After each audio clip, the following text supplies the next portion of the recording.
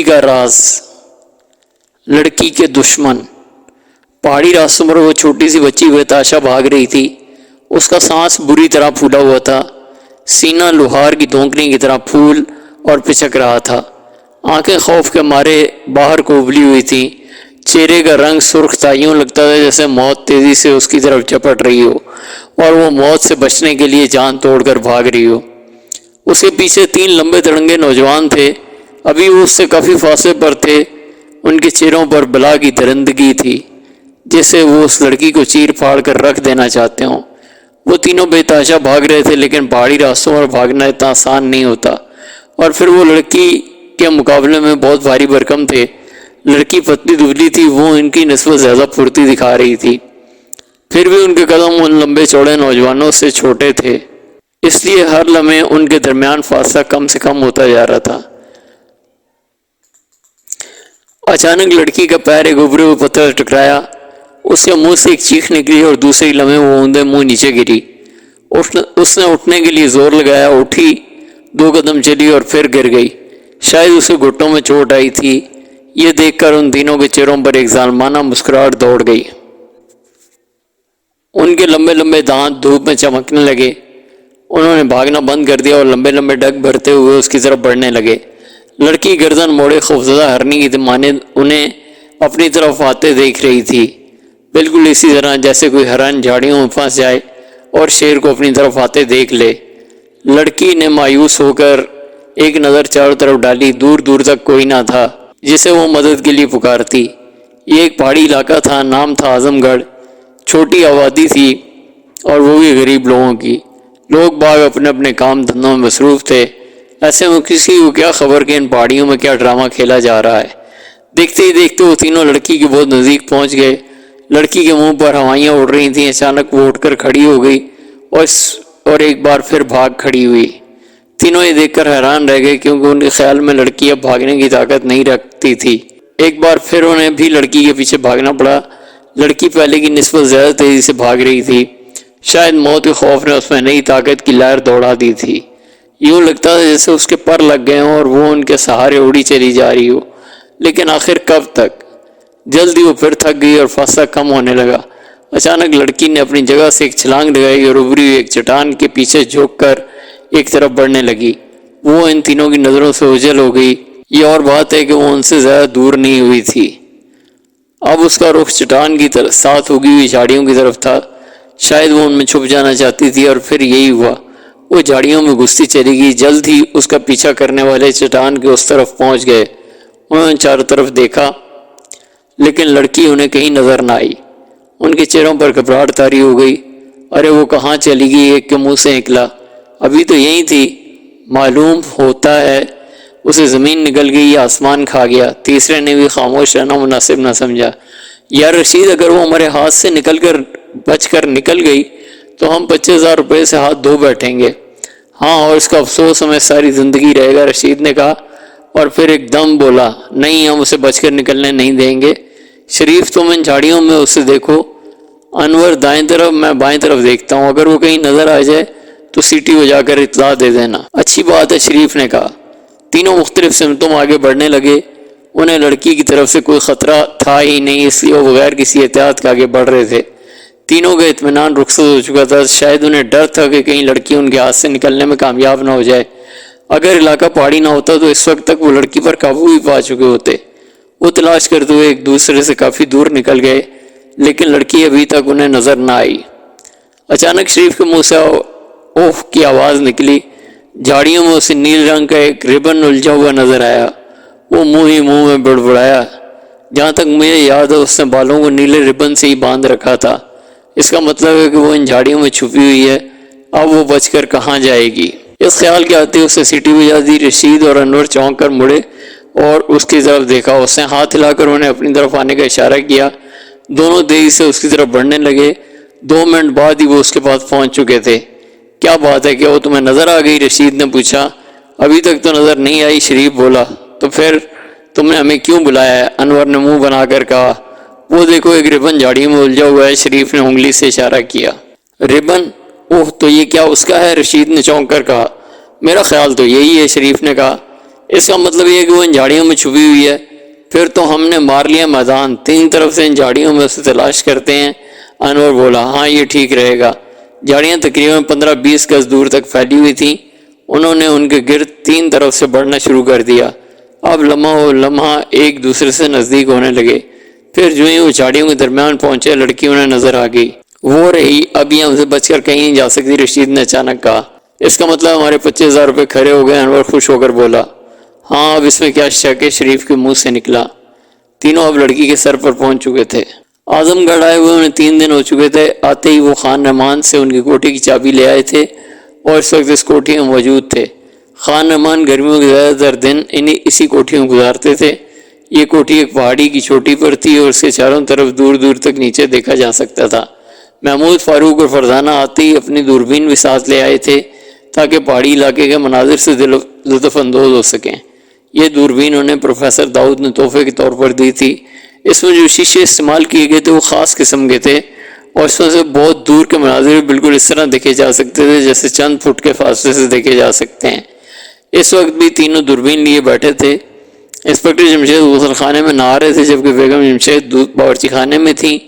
دوربین فاروق کے ہاتھ میں لٹک رہی تھی۔ وہ کوٹھی کی دوسری منزل کے برآمدے میں بیٹھے تھے۔ ان کے ارد گرد دور دور تک پہاڑیاں تھیں۔ ان پہاڑیوں پر سفیدے کے بلند بلند درخت لہرا رہے تھے۔ خوش رنگ پھول عجب بہار دکھا رہے تھے۔ ایسے میں ان کی نوک جھونک جاری تھی۔ میں کہتا ہوں کیا ہم یہاں بیٹھے رہنے کے لیے آئے ہیں، فاروق کہہ رہا تھا۔ نہیں تو بڑے شوق سے کھڑے ہو جاؤ، مجھے اور محمود کو کوئی اعتراض نہیں۔ کیوں محمود؟ بالکل نہیں، بھلا اس میں اعتراض کی کیا بات ہے؟ بڑے شوق سے ہی کھڑا ہو سکتا ہے، بلکہ اچھلے کودے۔ میرا یہ مطلب نہیں تھا۔ ہم 3 دن سے یہاں آئے ہوئے ہیں، لیکن ان 3 دنوں میں ہم صرف 2 مرتبہ سیر کے لیے گئے ہیں۔ ابھی تک ہم نے اعظم گڑھ کا بازار بھی نہیں دیکھا۔ دوربین جو موجود ہے اس کے ذریعے یہاں بیٹھے بیٹھے ہی سیر ہو جاتی ہے، فرزانہ بولی، لیکن اس کی ٹانگیں تو حرکت میں نہیں آتی اور پھر یہاں سے ہم دوربین کے ذریعے ساری آبادی تو نہیں دیکھ سکتے۔ گویا تم یہ چاہتے ہو ہم کوٹھی سے باہر نکلیں، محمود نے کہا۔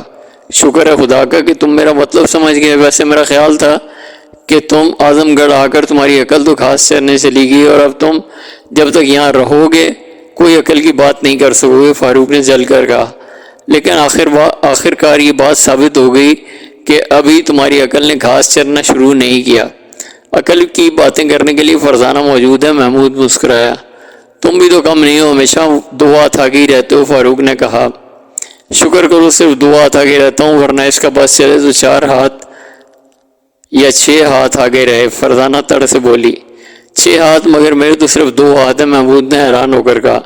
تمہارا کیا ہے، آگے رہنے کے لیے کسی سے 4 ہاتھ ادھار بھی لے سکتے ہو، فاروق نے مسکرا کر کہا۔ پھر تو میں تم سے ہی ادھار لوں گا، محمود نے بھی ترکی و ترکی جواب دیا۔ میں نے اگر تمہیں 2 ہاتھ دیے تو سر پر ہاتھ رکھ کر رہو گے، فاروق مسکرایا۔ بس لگ گئی ہاتھ کی، فرزانہ نے جھنجھلا کر کہا۔ تو تم کیا چاہتی ہو، پیر کی لگے؟ فاروق بھلا کب چپ رہنے والا تھا۔ ادھر لاؤ دوربین، یوں ہی اوٹ پٹانگ باتیں کرتے رہتے ہو، فرزانہ نے جھلا کر کہا۔ لو تو تم دوربین سے ڈھنگ کی باتیں کرو۔ فاروق نے منہ بنا کر دوربین اس کے ہاتھ میں دے دی۔ فرزانہ نے اسے آنکھوں سے لگایا اور ادھر ادھر دیکھنے لگی۔ کچھ دیر تک خاموشی رہی، پھر فرزانہ کے منہ سے نکلا، بھائی واہ، شاید یہ لوگ آنکھ فشولی کھیل رہے ہیں۔ غلط سمجھے، دوربین میں مجھے ایک لڑکی بھاگتی نظر آ رہی ہے، 3 لمبے ترنگے آدمی اس کے پیچھے بھاگ رہے ہیں، فرزانہ نے بتایا۔ دوربین بدسور اس کی آنکھوں سے لگی ہوئی تھی۔ یہ کیسی آنکھ فشولی تو عمروں سے کھیلی جاتی ہے۔ اب اس میں میرا کیا قصور اگر 3 بڑی عمر کے آدمی ایک چھوٹی سی بچی کے ساتھ آنکھ فشولی کھیل رہے ہیں، فرزانہ بولی۔ یہ تو واقعہ آنکھ فشولی کھیل رہے ہیں، فرزانہ نے دوربین میں سے دیکھتے ہوئے کہا۔ ساتھ ہی اس کے منہ سے نکلا، اوف کیا ہوا، یہ وہ کہاں سے آ ٹپکا؟ دیکھو بھائی، مجھے تمہاری وہ سے بڑا ڈر لگتا ہے، خدا کے لیے لفظ استعمال کرتے ہوئے احتیاط برتا کرو، محمود نے گھبرائی ہوئی آواز میں کہا۔ او، میں نے اس لیے کہا کہ وہ لڑکی بھاگتے بھاگتے گر پڑی ہے، فرزانہ نے پریشان ہو کر کہا۔ ذرا میں بھی تو دیکھوں، محمود نے فرزانہ کے ہاتھ سے دوربین لے لی اور پھر کہنے لگا۔ لڑکی نے اٹھنے کی کوشش کی ہے، 2 قدم چلی اور پھر گر گئی ہے۔ اوہ فاروق، یہ آنکھ فشولی نہیں ہے تو کوئی اور کھیل ہے، یہ کہتے ہوئے محمود چونک اٹھا۔ اور کون سا کھیل ہے، کبڈی، کرکٹ یا فٹ بال؟ فاروق نے مذاق اڑانے والے لہجے میں کہا۔ مذاق نہیں، میں سچ کہہ رہا ہوں کہ فرزانہ، شاید تم نے ان تینوں کے چہروں کو غور سے نہیں دیکھا ورنہ لڑکی کے چہرے کو۔ لڑکی بہت خوفزدہ ہے اور ان تینوں کے چہروں پر ایک ظالمانہ مسکراہٹ ہے، محمود نے پریشان ہو کر کہا۔ کیا یہ تم کیا کہہ رہے ہو؟ اس کا مطلب یہ ہو کہ اس لڑکی کے دشمن ہیں اور اسے پکڑنا چاہتے ہیں۔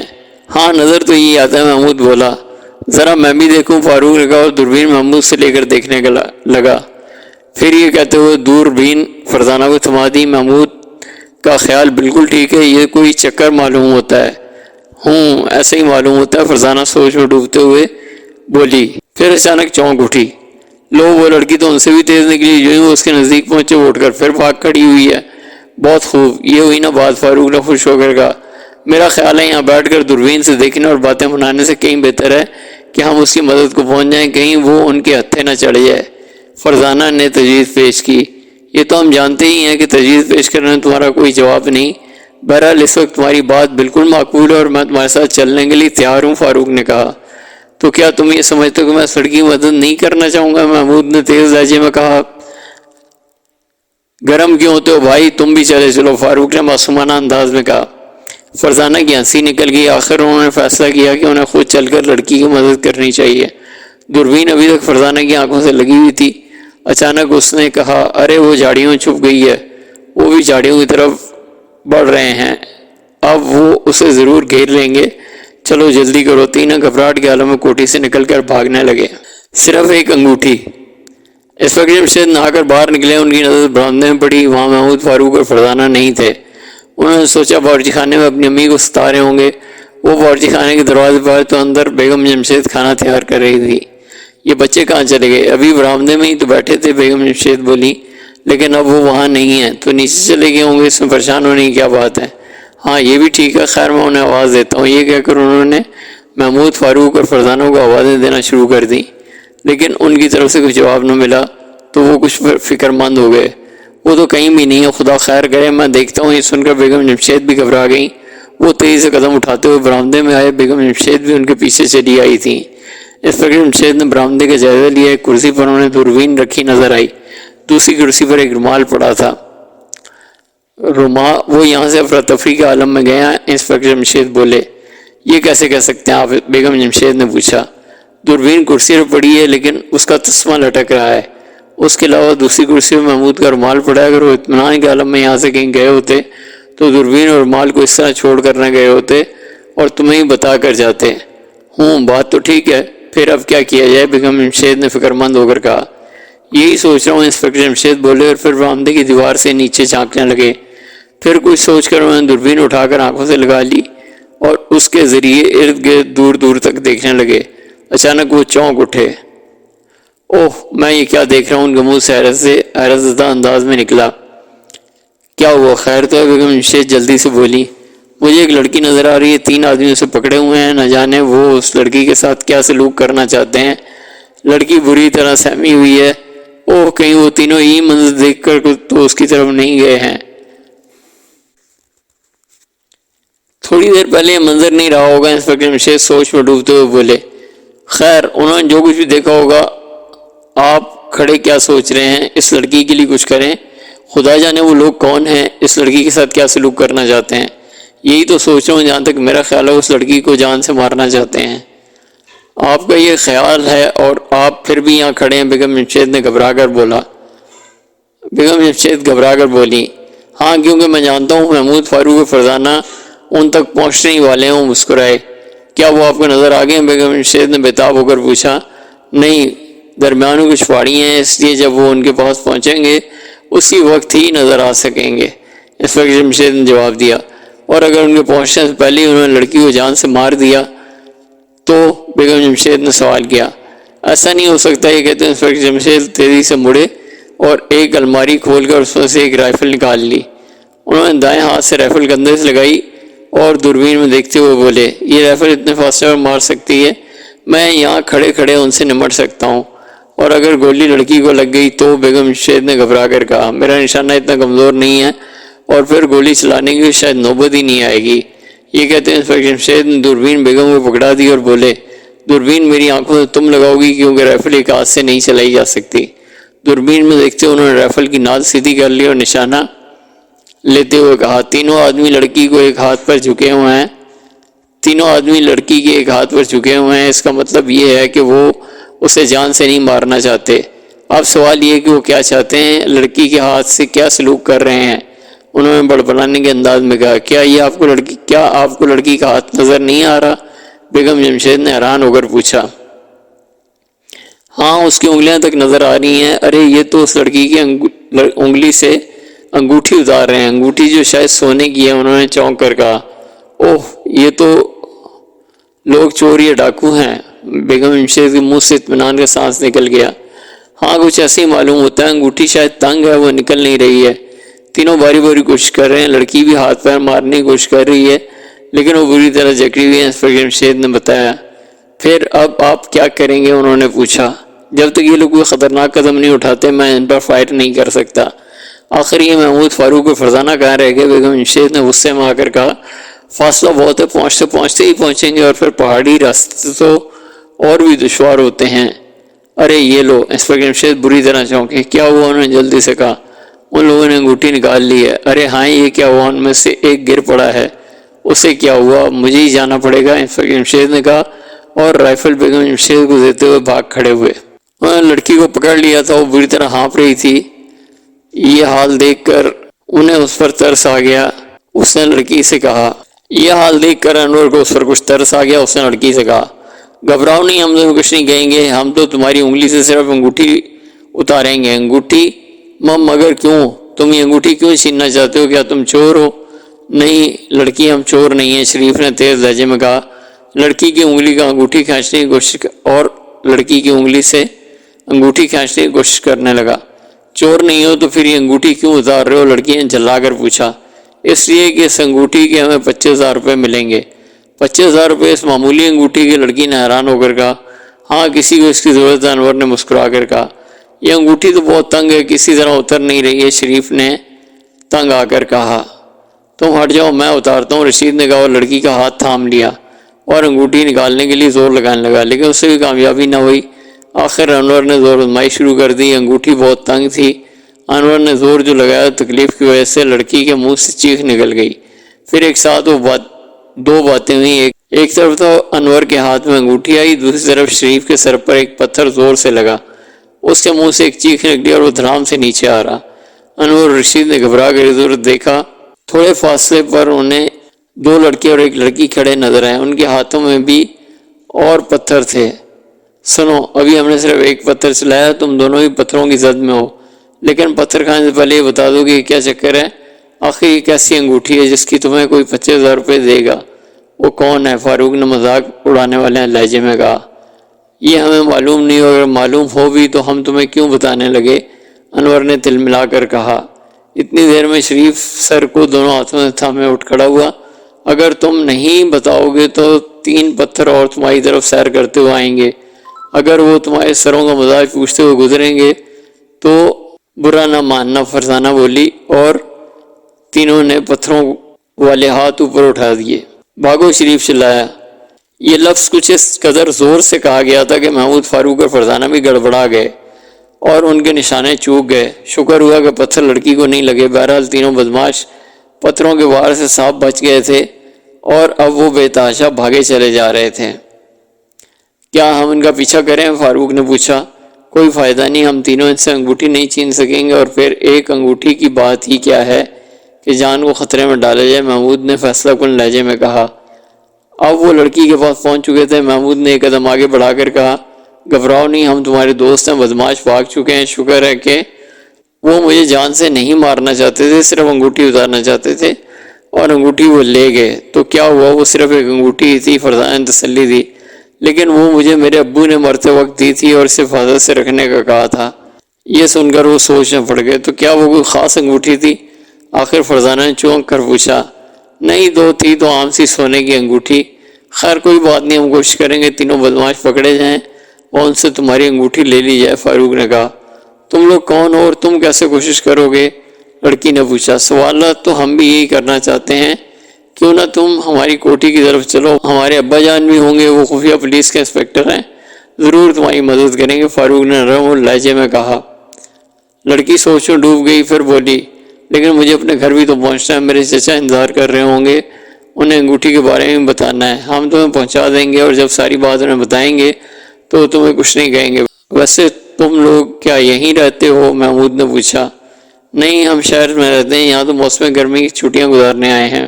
تو پھر چلو دیر نہ کرو، فرزانہ نے پیار بھرے لہجے میں کہا اور اسے بازو سے تھام لیا۔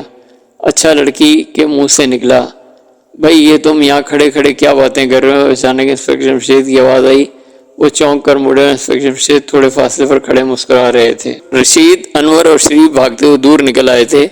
وہ اور ایک بار بھی انہوں نے پیچھے مڑ کر نہیں دیکھا تھا۔ انہیں چاروں بچے ایک جگہ کھڑے نظر آئے، وہ ان کے پیچھے نہیں آئے تھے۔ ہم انگوٹھی حاصل کر چکے ہیں، اس لیے ہمیں جلد از جلد ہوٹل پہنچ جانا چاہیے، رشید بولا۔ آخر یہ 3 بچے کون تھے اور یہ کہاں سے نکل آئے؟ کم بختوں نے ایسا پتھر مارا کہ میرا سر ہی پھٹ گیا، شریف نے سسکی بھرتے ہوئے کہا۔ خدا جانے کون تھے، کہاں سے نکل آئے۔ اتنا ضرور ہے کہ اگر ہم کچھ دیر وہاں ٹھہرتے تو تینوں کے سر سلامت نہ رہتے۔ کم بخت بہت پتھریلے تھے اور نشانہ بھی اچھا تھا۔ کچھ بھی ہو، اب ہمارے 25,000 کہیں نہیں گئے، انور بولا۔ آخر یہ حضرت کون ہیں جو انگوٹھی حاصل کرنا چاہتے ہیں، اور انگوٹھی میں ایسے کون سے سرخاب کے پر لگے ہوئے ہیں کہ وہ اس کے بدلے 25,000 روپے دینے کو تیار ہیں، رشید بولا۔ ہو سکتا ہے کوئی خاص قسم کی انگوٹھی ہو، شریف نے خیال ظاہر کیا۔ تم نے انگوٹھی سنبھال کر رکھ لیا نا؟ انور نے پوچھا۔ ہاں، میرے کوٹ کی جیب میں ہے، فکر نہ کرو، شریف بولا۔ دیکھ کر کہیں گرا نہ دینا، ان پہاڑیوں میں اگر وہ گر گئی تو پھر نہیں ملے گی۔ کوٹ کی جیب میں سے بھلا وہ کیسے گر سکتی ہے؟ شریف نے منہ بنا کر کہا۔ کیوں نہ ہم اس انگوٹھی کا راز معلوم کرنے کی کوشش کریں؟ انور کو نیا خیال سوچا۔ اب انہوں نے دوڑنا بند کر دیا تھا، البتہ قدم تیز سے اٹھا رہے تھے۔ انور کی بات سن کر شریف چونک اٹھا، چند لمحے تک سوچتا رہا اور پھر بولا، کیا مطلب؟ بھلا ہم اس راز کو کیسے معلوم کر سکتے ہیں؟ اور پھر تم کیسے کہہ سکتے ہو کہ اس انگوٹھی کا کوئی راز بھی ہے؟ نہ ہم اس لڑکی کے بارے میں کچھ جانتے ہیں اور نہ اس شخص کے بارے میں جو انگوٹھی حاصل کرنا چاہتا ہے۔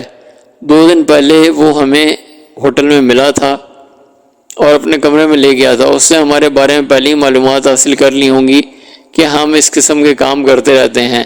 اپنے کمرے میں جا کر اس نے لڑکی کی تصویر دکھائی، پتہ بتایا اور کہا کہ اگر ہم اس لڑکی کے دائیں ہاتھ کی انگلی میں پہنی ہوئی انگوٹھی سے اسے لا کر دے دیں تو ہمیں 25,000 روپے دے گا۔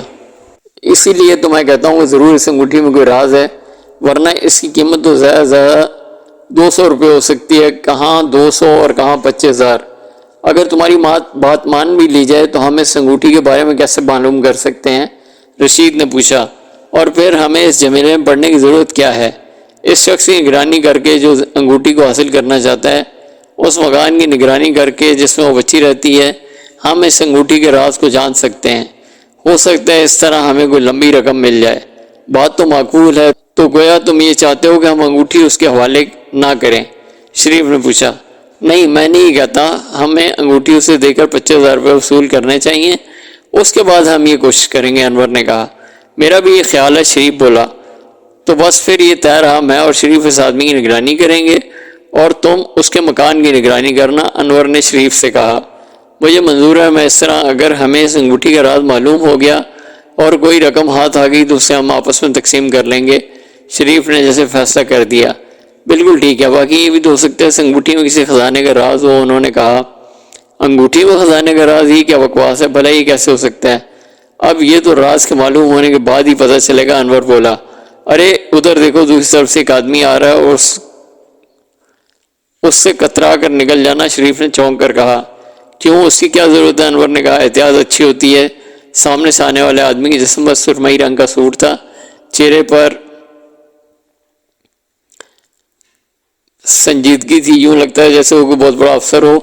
تینوں نے اس کے پاس سے نکل جانا چاہا، لیکن وہ اچانک ان کے سامنے آ گیا اور چہرے پر مسکراہٹ لاتے ہوئے بولا، ذرا سنیے۔ یہ کہتے ہوئے اس نے شریف کی طرف مسافے کے لیے ہاتھ بڑھا دیا اور اس سے کچھ نزدیک ہو گیا۔ تینوں کچھ گھبرائے۔ جی فرمائیے، شریف بولا۔ معاف کیجیے گا، کیا یہاں آس پاس کوئی کرائے کا مکان مل سکتا ہے؟ اس نے پوچھا۔ جی کچھ نہیں کہا جا سکتا، کسی اور سے معلوم کریں، شریف نے اطمینان سے سانس لے کر کہا۔ اچھا، مجھے افسوس ہے، میں نے آپ کا راستہ یوں ہی روکا، اس آدمی نے با اخلاق لہجے میں کہا۔ جی نہیں، کوئی ایسی بات نہیں ہے، شریف نے مسکرا کر کہا۔ وہ آدمی ان کے پاس سے گزرتا اوپر کی طرف چلا گیا، ان لوگوں نے اپنا راستہ لیا۔ جب وہ ہوٹل کے کمرے میں پہنچے تو وہ شخص اپنے کمرے میں ان کا انتظار کر رہا تھا جس نے انہیں انگوٹھی لانے کے لیے کہا تھا۔ اس کے سر پر ایک بڑے چھجے والا ہیٹ تھا آنکھوں پر بڑے بڑے شیشوں والی اینک تھی۔ کیوں، کیسا رہا؟ ان پر نظر پڑتے ہی اس نے پوچھا۔ تینوں نے ایک نظر اس پر ڈالی۔ ہیٹ اور اینک کی وجہ سے اسے چہرہ صاف نظر نہیں آ رہا تھا۔ جناب ہم انگوٹھی لے آئے، شریف نے کہا۔ بہت خوب، لاؤ مجھے وہ دے دو، اس نے ہاتھ بڑھا کر بےتابی سے کہا۔ جی ہاں، کیوں نہیں، ہم وہ آپ کے ہی لائے ہیں، لیکن اس سے پہلے کہ انگوٹھی ہم آپ کے حوالے کریں آپ کو 25,000 روپے ہمیں ادا کرنے ہوں گے، انور نے کہا۔ بالکل ٹھیک، یہ رہے تمہارے 25,000۔ سب نے بیگ میں سے 100 روپے والے نوٹوں کی گڈیاں ان کے سامنے میز پر پھینک دیں۔ یہ ہوئی نہ بات، انور نے خوش ہو کر کہا۔ پھر گڈی اٹھاتے ہوئے بولا، شریف انگوٹھی نے دے دو۔ شریف نے کوٹ کی جیب میں ہاتھ ڈالا، لیکن اس کے ہاتھ باہر نہ نکلا، اندر ہی اندر رہ گیا۔ اس کا منہ پھک ہو گیا، یوں لگا جیسے جسم سے جان نکل گئی ہو۔ کیا بات ہے، کیا تمہارے ہاتھ کو کسی چیز نے پکڑ لیا ہے؟ اس آدمی نے بے چین ہو کر کہا۔ انور اور رشید نے بھی شریف کو بری طرح گھورا۔ اوہ وہ انگوٹھی، شریف ہکلایا۔ انگوٹھی؟ کیا ہوا انگوٹھی کو؟ وہ میری جیب میں نہیں ہے۔ اس کے منہ سے اس طرح نکلا جیسے وہ کسی گہرے کنویں میں سے بولا ہو۔ کیا ان تینوں کے منہ سے ایک ساتھ نکلا؟ ابا جان یہ بیچاری، فاروق نے اس لڑکی کے بارے میں انسپکٹر جمشید کو بتانا چاہا، مگر میں بات کاٹ دی۔ میں جانتا ہوں 3 بدماش اس کے پیچھے لگے ہوئے تھے اور اس کی انگلی سے انگوٹھی نکال کر لے جانے میں کامیاب ہو گئے ہیں۔ وہ یہ کہتے وقت دلکش انداز میں مسکرائے۔ آپ کو کیسے معلوم ہوا؟ محمود نے حیرت زدہ ہو کر پوچھا۔ تم یہاں تک کیسے پہنچ گئے تھے؟ انسپکٹر جمشید نے الٹا ان سے سوال کیا۔ جی ہم دوربین سے ارد گرد کا نظارہ کر رہے تھے کہ وہ تینوں اس بیچاری کا پیچھا کرتے نظر آئے اور ہم اس کی مدد کے لیے بھاگ کھڑے ہوئے۔ لیکن آپ کو کیسے معلوم ہوا؟ میں نہا کر نکلا تو تم تینوں برآمدے میں نہیں تھے۔ میں نے ادھر ادھر دیکھا، تمہاری امی سے پوچھا، لیکن کچھ پتہ نہ چلا۔ پھر میری نظر دوربین پر پڑی، وہ اگرچہ کرسی پر رکھی تھی لیکن اس کا تسمہ لٹک رہا تھا۔ اگر تم اطمینان کی حالت میں وہاں سے آئے ہوتے تو اس کا تسمہ اس طرح لٹک نہ رہا ہوتا، اور پھر محمود کا رومال بھی ایک کرسی پر پڑا ہوا تھا۔ میں نے فوراً ہی دوربین سے ادھر ادھر دیکھا اور پھر وہ تینوں اور یہ لڑکی مجھے نظر آ گئے۔ میں بھی اس کی مدد کے لیے بھاگ کھڑا ہوا۔ لیکن آپ کو یہ کیسے معلوم ہو گیا کہ وہ انگوٹھی لے گئے ہیں؟ میں نے دوربین میں یہ سب کچھ دیکھا ہے۔ ان میں سے ایک کو پتھر لگتے ہوئے بھی دیکھا، انہوں نے مسکرا کر کہا۔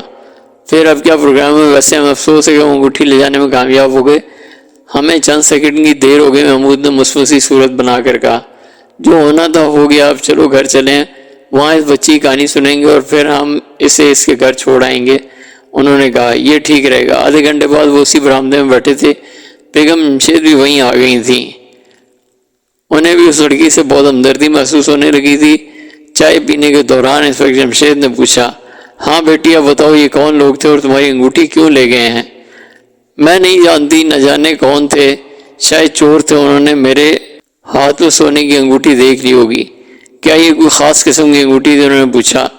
جی نہیں، بس سونے کی انگوٹھی تھی، مرتے وقت میرے والد نے دی تھی اور نصیحت کی تھی کہ اسے سنبھال کر رکھنا، اس نے بتایا۔ وہ پریشان ضرور تھی لیکن اس قدر نہیں کہ ان کے سوالات کے جوابات نہ دے سکتی۔ کیا تمہاری والدہ زندہ ہیں؟ انسپکٹر جمشید نے سوال کیا۔ جی نہیں، وہ تو والد سے پہلے ہی فوت ہو چکی ہیں۔ یہ کہتے وقت لڑکی کی آنکھوں میں آنسو بھر آئے۔ اس کا مطلب یہ ہے کہ تم اپنے کسی بھائی یا بہن کے ساتھ رہتی ہو؟ جی نہیں، میرا اس دنیا میں کوئی بھائی ہے نہ بہن، بس ایک چچا ہیں اور میں انہی کے ساتھ شہر میں رہتی ہوں۔ یہاں چچا جان اس موسم میں کچھ دن گزارنے آتے ہیں، اس مرتبہ مجھے بھی ساتھ لے آئے۔ اس نے تفصیل سے بات بتائی۔ تو اس سے پہلے وہ کبھی تمہیں نہیں لائے تھے؟ جی نہیں، اس سے پہلے میں اپنے والد کے ساتھ آیا کرتی تھی، وہ ابھی چند ماہ پہلے ہی فوت ہوئے ہیں۔ تمہارے والد کیا کام کرتے تھے؟ انسپکٹر جمشید نے پوچھا۔ وہ ایک بہت بڑے تاجر تھے، چچا بھی ان کے ساتھ کاروبار کرتے تھے۔ اب سارا کاروبار ان کے ہاتھ میں آ گیا۔ لڑکی بولی۔ وہ تم سے کیسا سلوک کرتے ہیں؟ انسپکٹر جمشید نے سوال کرتے لڑکی کو غور سے دیکھا۔ بہت اچھا، انہوں نے مجھے باپ کی کمی محسوس نہیں ہونے دی، اس نے جواب میں کہا۔ تم کون سی جماعت میں پڑھتی ہو؟ جی 8ویں میں۔ کیا اس انگوٹھی کا کوئی راز بھی ہے؟ جی نہیں، کم از کم مجھے تو والد نے کچھ نہیں بتایا، البتہ اس کی حفاظت کرنے کے لیے بار بار کہتے رہے تھے۔ ابا جان ہم نے ان کا نام تو پوچھا ہی نہیں۔ فاروق کو اچانک خیال آیا۔ میرا نام خالدہ ہے، وہ بولی۔ ہاں ایک بات اور یاد آئی، محمود نے چونک کر کہا۔ جب بدماشوں نے خالدہ کی انگلی سے انگوٹھی اتار لی تو ان میں سے ایک نے خوش ہو کر کہا تھا، اب ہمارے 25,000 روپے کھڑے ہو گئے۔ اوہ، اس کا یہ مطلب ہوا کہ اس انگوٹھی کی قیمت 25,000 روپے ہے، انسپکٹر جمشید نے کہا۔ ان کی آنکھیں سن کر کھلی کھلی رہ گئیں۔ ایسی تو اس میں کوئی خاص بات نہیں تھی، خالدہ نے حیرت زدہ لہجے میں کہا۔ تو پھر یہ بات ہو سکتی ہے کہ کوئی شخص اس انگوٹھی کو حاصل کرنا چاہتا ہو اور اس نے ان 3 بدماشوں کے ذمہ یہ کام لگایا اور اس کے بدلے میں انہیں 25,000 روپے دینے کا وعدہ کیا ہو۔ فرزانہ بولی ضرور یہ بات ہے، خیر میں معلوم کرنے کی کوشش کروں گا کہ یہ کیا چکر ہے۔ آؤ بھائی ہم تمہیں تمہارے گھر چھوڑیں، انسپکٹر جمشید نے اٹھتے ہوئے کہا۔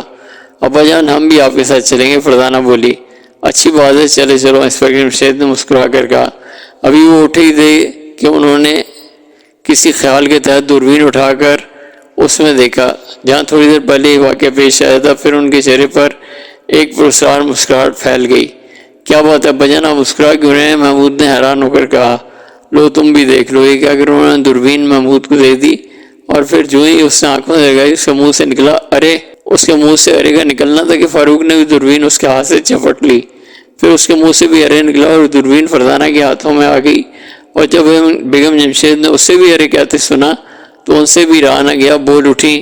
کیا تم تینوں پر ارے کا دورہ پڑ گیا ہے؟ ان کا قصور نہیں، پہاڑیوں میں اس وقت تو تینوں بدماش موجود ہیں جنہوں نے تھوڑی دیر پہلے انگوٹھی اڑائی تھی۔ ارے بیگم جمشید کے منہ سے بے ساختہ نکلا اور ان کی ہنسی نکل گئی۔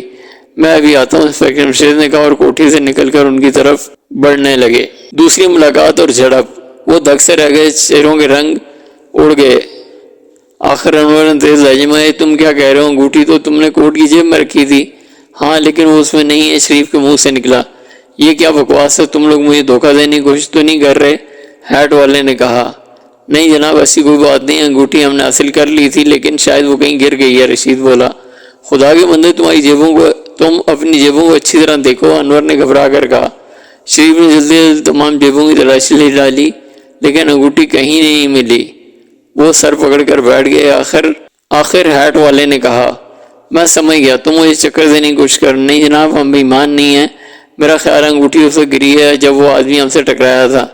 کون سا آدمی؟ انور نے پوچھا۔ وہی جس نے کرائے کے مکان کے بارے میں پوچھا تھا، شریف نے فکر مند ہو کر کہا۔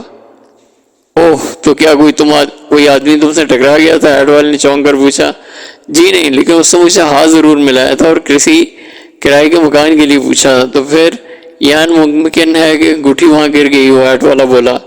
ٹھیک ہے ہم ابھی وہاں جا کر ڈھونڈتے ہیں، رشید بولا۔ ضرور ڈھونڈو، مجھے اسی سخت ضرورت ہے، ہیڈ والے نے جھنجھلا کر کہا۔ تینوں اٹھ کھڑے ہوئے۔ اسی وقت ہیڈ والے نے کہا میرے 25,000 روپے مجھے دے جاؤ، لیکن ہم تمہارا کام کر چکے ہیں۔ انہوں نے برا سا منہ بنایا۔ انگوٹھی مجھے کب ملی ہے؟ میں نے 25,000 روپے انگوٹھی کے دینے کا وعدہ کیا تھا، نہ کہ تمہاری کامیابی کے ادا کرنے کا وعدہ کیا تھا۔ کامیابی بھی کیسی جب تم انگوٹھی یہاں تک لائی نہیں، ہیٹ والے نے تیز لہجے میں کہا۔ ہم ابھی ڈھونڈ کر لا دیتے ہیں، شریف بولا۔ ضرور، جو ہی تم انگوٹھی لا دو گے میں 25,000 روپے کے بنڈل تمہیں دے دوں گا، اور اگر ہم بنڈل واپس نہ کریں تو؟ رشید نے تیز لہجے میں کہا۔ کیا مطلب؟ کیا تم بغیر میرا کام انجام دیے میرے روپے ہڑپ کرنا چاہتے ہو؟ ارادہ تو یہی ہے، ہم بدماش ہیں اور 3 ہیں، تم شریف آدمی اور تنہا ہو۔ خدا حافظ، انور نے کہا اور وہ جانے کے لیے مڑا۔ ٹھہرو بھائی، ایسے نہیں، اب میں اتنا بھی شریف نہیں کہ تم جتنا سمجھ رہے ہو۔ اگر تم نے میری طرف مڑ کر نہ دیکھا تو میں تم تینوں کے جسموں میں ایک گولی اتار دوں گا، اس نے مذاق اڑانے والے لہجے میں کہا۔ تینوں چونک کر مڑے۔ ہیٹ والے کے ہاتھ میں پستول تھا اور چہرے پر ایک خوفناک مسکراہٹ جو انہیں بہت کچھ کہہ رہی تھی۔ آخر وہ بولا، تم سے کام لینے سے پہلے میں تمہارے بارے میں سب کچھ معلوم کر چکا ہوں۔ تم تینوں اول درجے کے بے ایمان ہو، پیسے کے لیے ہر شخص کو دھوکہ دے سکتے ہو، اس لیے میں تمہارا انتظام کر کے ہی یہاں آیا تھا۔ اب کیا خیال ہے، تم نوٹوں کی گڈیاں واپس دینے کا ارادہ رکھتے ہو یا نہیں؟ جناب ہم تو مذاق کر رہے تھے، یہ لیجیے یہ آپ کی گڈیاں۔ ایک کہہ کر شریف نے نوٹوں کی گڈیاں اس کی طرف چال دیں، مگر اس نے اپنی جگہ سے حرکت نہ کی، جس پر تینوں کو بہت مایوسی ہوئی۔ دراصل انہوں نے چالاکی کھیلنے کا ارادہ کیا تھا۔ انہوں نے سوچا تھا کہ ہیٹ والے نوٹوں کی گڈیاں اٹھانے کے لیے جھکے گا اور موقع سے فائدہ اٹھا کر اس پر ٹوٹ پڑیں گے، مگر وہ ان سے بھی زیادہ چالاک تھا۔ اب نوٹوں کی گڈیاں اس کے پیروں کے پاس پڑی تھیں۔ بہت خوب، اب تم جا سکتے ہو، اگر انگوٹھی مل جائے تو کل اسی وقت یہاں لے آنا، میں یہ نوٹ تمہیں دے دوں گا، اس نے طنزیہ لہجے میں کہا۔ ہم ابھی جا کر اسے تلاش کرتے ہیں، انور نے جلدی سے کہا۔ ٹھیک ہے، ہیٹ والا مسکرایا اور تینوں اسے کھا جانے والی نظریں دیکھتے ہوئے باہر نکل آئے۔ ایک بار پھر ان کا رخ اس کی طرف ہو گیا جہاں انہوں نے انگوٹھی لڑکی کی انگلی سے اتاری تھی۔ یہ ہیٹ والا تو ہم سے بھی چلاک ہے، راستے میں انور نے کہا۔ خود کو عقل مند سمجھنے والے بے وقوف ہوا کرتے ہیں، رشید بولا۔ میں بہت دیر سے ایک بات سوچ رہا ہوں، شریف بولا۔ تم تو بس بولو ہی نہ، یہ سب تمہاری وجہ سے ہوا ہے، ہم 25,000 روپے کے مالک بنتے رہ گئے، انور نے جل بھن کر کہا۔ اس سلسلے میں تو میں کچھ کہنا چاہتا ہوں، شریف نے کہا۔ خیر کہو، ویسے ہمیں تم پر غصہ بہت آ رہا ہے، رشید بولا۔ میں سوچ رہا ہوں کہ انگوٹھی اسی آدمی نے تو میرے کوٹ کی جیب سے نہیں نکال لی جو ہم سے ملا تھا اور مکان کے لیے پوچھ رہا تھا۔ شریف بولا، بھلا اسے کس طرح معلوم ہو گیا کہ تمہاری جیب میں سونے کی انگوٹھی ہے؟ انور نے پوچھا۔ ہو سکتا ہے وہ کوئی جیب کترا ہو، اس کا کام یہی ہو، لوگوں کی جیبیں صاف کرنا۔ رشید نے خیال ظاہر کیا۔ پہلے ہم ان پہاڑیوں میں انگوٹھی کو تلاش کریں گے، اگر وہ نہ ملی تو اس جیب کترے کو تلاش کریں گے اور انگوٹھی اس سے خرید لیں گے۔ ظاہر ہے کہ وہ اسے کسی سنار کے ہاتھوں فروخت کرے گا۔ جب ہم اسے اس انگوٹھی کی 200-300 روپے دینے کا ارادہ کریں گے تو خوشی اختیار ہو جائے گا۔ انور بولا، لیکن کیوں؟ اگر وہ ہمیں کہیں مل گیا تو ہم اس سے انگوٹھی زبردستی حاصل کر لیں گے۔ رشید نے کہا، ہو سکتا ہے اس وقت تک وہ اسے کہیں دور اور رکھ چکا ہو۔ شریف بولا، خیر دیکھا جائے گا۔ انور نے کندھے اچکائے۔ تینوں بہت فکر مند ہو گئے تھے۔ اب وہ اس جگہ پہنچ چکے تھے جہاں ان سے وہ آدمی ملا تھا۔ یہاں پہنچ کر انہوں نے ایک جگہ کو بغور دیکھنا شروع کیا، یہاں تک کہ آدھا گھنٹہ گزر گیا لیکن انگوٹھی کو نہ ملنا تھا، نہ ملی۔ آخر وہ تھک کر چور ہو گئے اور دم لینے کے لیے سیدھے ہو کر کھڑے ہو گئے۔ سیدھا ہوتے ہی ان کی نظر ایک آدمی پر پڑی اور ان کے نزدیک کھڑا تھا اور انہیں مسکرا کر دیکھ رہا تھا۔ ارے یہ تو وہی ہے جو ہم سے مکان کے بارے میں پوچھ رہا تھا۔ شریف کے منہ سے نکلا، ہاں میں وہی ہوں، تمہارا بہت بہت شکریہ، مجھے مکان مل گیا ہے۔ اس نے مسکرا کر کہا۔ مگر تم یہاں کیا کر رہے ہو؟ انور نے جھلا کر کہا۔ تمہیں دیکھ رہا ہوں۔ اس نے مسکرا کر کہا۔ سنو، کیا تم جیب کترے ہو؟ رشید نے پرسکون لہجے میں کہا۔ کیا کہا؟ جیب کترا؟ خبردار، میں اپنی توہین برداشت نہیں کر سکتا، اس شخص نے غصے میں کہا۔ زبان نہ چلاؤ، تم نے میری جیب سے سونے کی انگوٹھی نکال لی ہے۔ شریف نے بھی غرا کر کہا۔ اچھا، تمہیں کس نے بتایا؟ اس نے حیران ہو کر پوچھا۔ دیکھو سیدھی طرح انگوٹھی ہمیں دے دو ورنہ، شریف نے اسے دھمکی دی۔ ورنہ تم کیا کرو گے؟ اس نے مذاق اڑانے والے انداز میں کہا۔ ہم انگوٹھی تم سے حاصل کر لیں گے، رشید نے اسے للکارا۔ تو یہ بات ہے، ٹھہرو پہلے میں تمہیں انگوٹھی دکھا دوں پھر بات کروں گا۔ یہ کہہ کر اس نے جیب سے انگوٹھی نکالی اور چٹکی میں پکڑ کر ان کے سامنے اپنا ہاتھ لہرایا۔ اوہ یہ تو واقعی جیب کترا ہے، شریف کے منہ سے حیرت انگیز انداز میں نکلا۔ پکڑ لو اسے، رشید نے چلا کر کہا۔ جانے نہ پائے۔ ٹھہرو بھائی ٹھہرو، پہلے میں انگوٹھی جیب میں رکھ لوں، اگر ان پہاڑیوں میں کہیں گر گئی تو میرے اور تمہارے فرشتے مل کر بھی اسے نہیں ڈھونڈ سکیں گے، اور اس طرح یہ نہ میرے کام کی رہے گی نہ تمہارے کام کی۔ یہ کہ اگر اس نے جلدی سے انگوٹھی کوٹ کی اندرونی جیب میں رکھ لی، پھر بولا، اب یہ محفوظ ہے کیونکہ میں نے کوٹ میں خاص قسم کی جیبیں لگوا رکھی ہیں، اس میں جو چیز چل جاتی ہے نکلتی نہیں۔ اب بتاؤ اس انگوٹھی کا کیا دو گے؟ ایک پائی بھی نہیں، ہم تم سے ویسے ہی حاصل کر لیں گے۔ انور نے کہا۔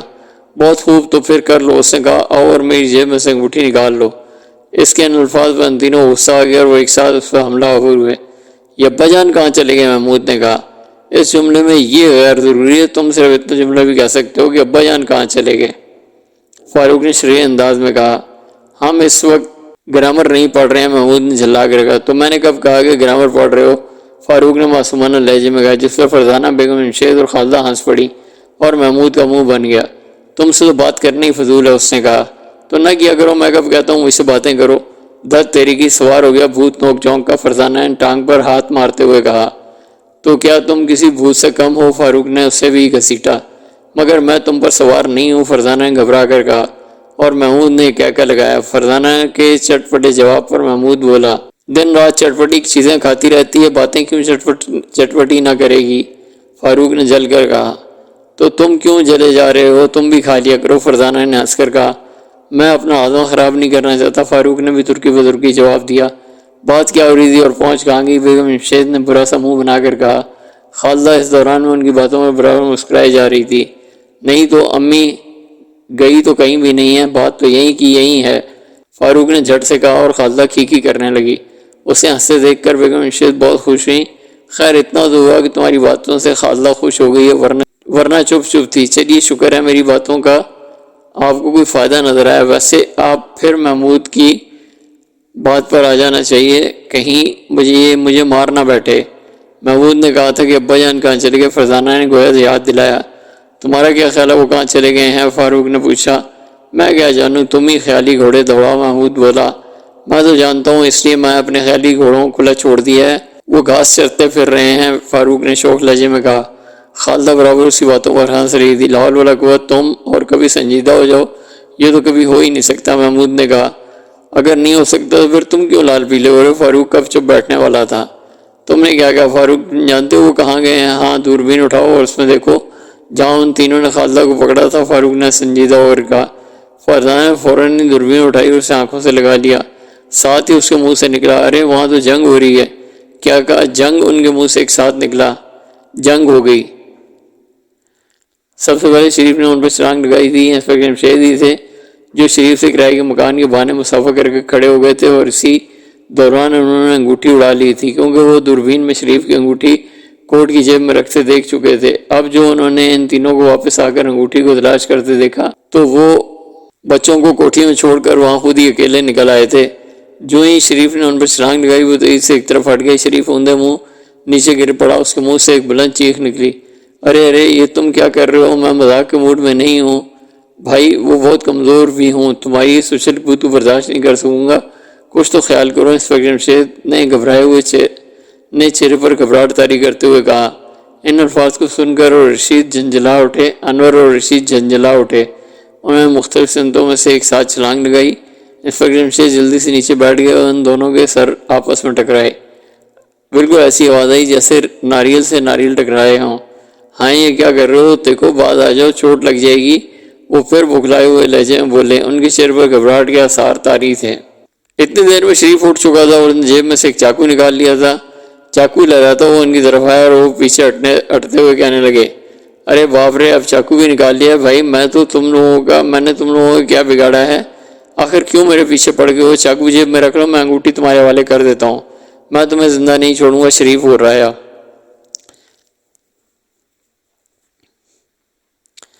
یا اللہ، یہ کس مصیبت میں پھنس گیا ہوں؟ انسپکٹر جمشید نے ایک طرف ہٹتے ہوئے کہا۔ شریف نے چاقو والا ہاتھ ہوا میں زور سے لہرا انسپکٹر جمشید پر وار کیا۔ انہوں نے جھکائی دی اور دوسری طرف نکل گئے۔ دوسری طرف رشید اور انور تیار کھڑے تھے۔ انہوں نے فوراً گھونسے چلائے جو ان کے کندھوں میں پڑے۔ اب تک انہوں نے اپنے ہاتھ پیر استعمال نہیں کیے تھے کندھوں پر، جو دو ہاتھ پڑے تو بولے، اب چونکہ تم مجھے مار بیٹھے ہو، اس لیے اگر میرا بھی کوئی ہاتھ لگ گیا تو برا نہ منانا۔ جب تک مجھے کوئی ہاتھ نہیں لگاتا اس وقت تک میں درگزر کر سکتا تھا۔ یہ کہہ کر انہوں نے پھرتی سے ایک مکہ رشید کے جبڑے پر مارا۔ وہ ہائے کی آواز کے ساتھ لڑکھڑایا اور اس کے ساتھ ہی انور کی کنپٹی پر بھی ایک مکہ لگا۔ پھر فوراً انہوں نے اپنا رخ تبدیل کرنا پڑا کیونکہ دوسری طرف شریف ان پر چپٹا تھا۔ شریف کا چاقو والا ہاتھ سیدھا ان کے پیٹ کی طرف آیا۔ انہوں نے دائیں ہاتھ سے اس کی کلائی پکڑ لی اور اپنے گھٹنے پر اس کی کلائی زور سے ماری۔ اس چاقو اس کے ہاتھ سے نکل کر دور جا گرا اور اس کے ساتھ ہی انسپکٹر جمشید کی لات اس کے پیٹ میں لگی اور وہ دوڑتا ہوا دوسری طرف الٹ گیا۔ پھر جو ہی وہ مڑے انہوں نے دیکھا رشید جو ان کی طرف بڑھ رہا تھا، چلتے چلتے اوندے منہ گرا۔ ہاں یہ تمہیں کیا ہوا؟ بغیر کسی وجہ کے گر رہے ہو؟ ان کے منہ سے نکلا۔ ابا جان، میں نے اس کی ٹانگ پکڑ کر کھینچی تھی، فرزانہ کی آواز آئی۔ انسپکٹر جمشید نے چونک کر دیکھا۔ فرزانہ، محمود اور فاروق ایک چٹان کی اوٹ میں بیٹھے ہوئے تھے۔ مقابلے میں اب صرف انور رہ گیا تھا، لیکن اس میں اب آگے بڑھنے کی ہمت نہیں تھی۔ آؤ یار، اگر کچھ کسر رہ گئی ہو تو وہی پوری کر لو، انسپکٹر جمشید نے ہاتھ بڑھا کر کہا۔ یار جیب کترے، تم جیتے اور ہم ہارے، انور نے ہانپتے ہوئے کہا۔ جیب کترے؟ فاروق، محمود اور فرزانہ نے ایک ساتھ حیرت زدہ آواز میں کہا۔ پھر فاروق بولا، ابا جان، اس نے آپ کو جیب کترا کہا ہے یا ہمارے کان بجے ہیں؟ نہیں بیٹا، اسے مجھے ہی کہا ہے۔ دراصل چور کو سب چور ہی نظر آتے ہیں۔ رشید اور شریف اپنی چوٹوں پر ہاتھ پھیر رہے تھے اور ہائے ہائے کر رہے تھے، ساتھ ہی انسپکٹر جمشید کو ایسی نظروں میں دیکھ رہے تھے جیسے وہ کوئی جن بھوت ہوں۔ اب کیا ارادے ہیں دوستوں؟ انسپکٹر جمشید مسکرائے۔ تم وہ ہمارے ہاتھوں بیچ دو۔ بولو کیا دو گے اس کا؟ ابا جان، یہ لوگ آپ سے کیا چیز خریدنا چاہتے ہیں؟ محمود نے حیران ہو کر پوچھا۔ ایک منٹ بیٹا، میں ذرا ان سے بات کر لوں۔ ہاں بھائی، کیا دیتے ہو اس کا؟ انہوں نے کہا۔ 500 روپے، انور نے بولی دینے والے انداز میں کہا۔ بس صرف 500 روپے؟ کچھ اور آگے بڑھو، انسپکٹر جمشید نے مذاق اڑاتے ہوئے کہا۔ چلو 700 لے لو، انور گڑگڑا کر بولا جیسے بھیک مانگ رہا ہو۔ نہیں بھائی، میں اس کے 25,000 روپے سے کم نہیں لوں گا، انسپکٹر جمشید مسکرائے۔ 25,000 روپے اور اس معمولی سی سونے کی انگوٹھی کی تمہارے دماغ تو نہیں چل گیا؟ رشید نے پھاڑ کھانے والے لہجے میں کہا۔ ہاں اگر سودا منظور ہو تو 25,000 روپے لے آؤ، انگوٹھی میں تمہارے حوالے کر دوں گا۔ انگوٹھی؟ محمود، فاروق اور فرزانہ کے منہ سے ایک ساتھ نکلا اور وہ انسپکٹر جمشید کو آنکھیں پھاڑ پھاڑ کر دیکھنے لگے۔ ان کے گمان میں بھی نہیں تھا کہ انگوٹھی ان کے پاس ہوگی۔ 1,000 روپے لے لو، بس اس سے زیادہ نہیں دے سکتے، رشید نے کہا۔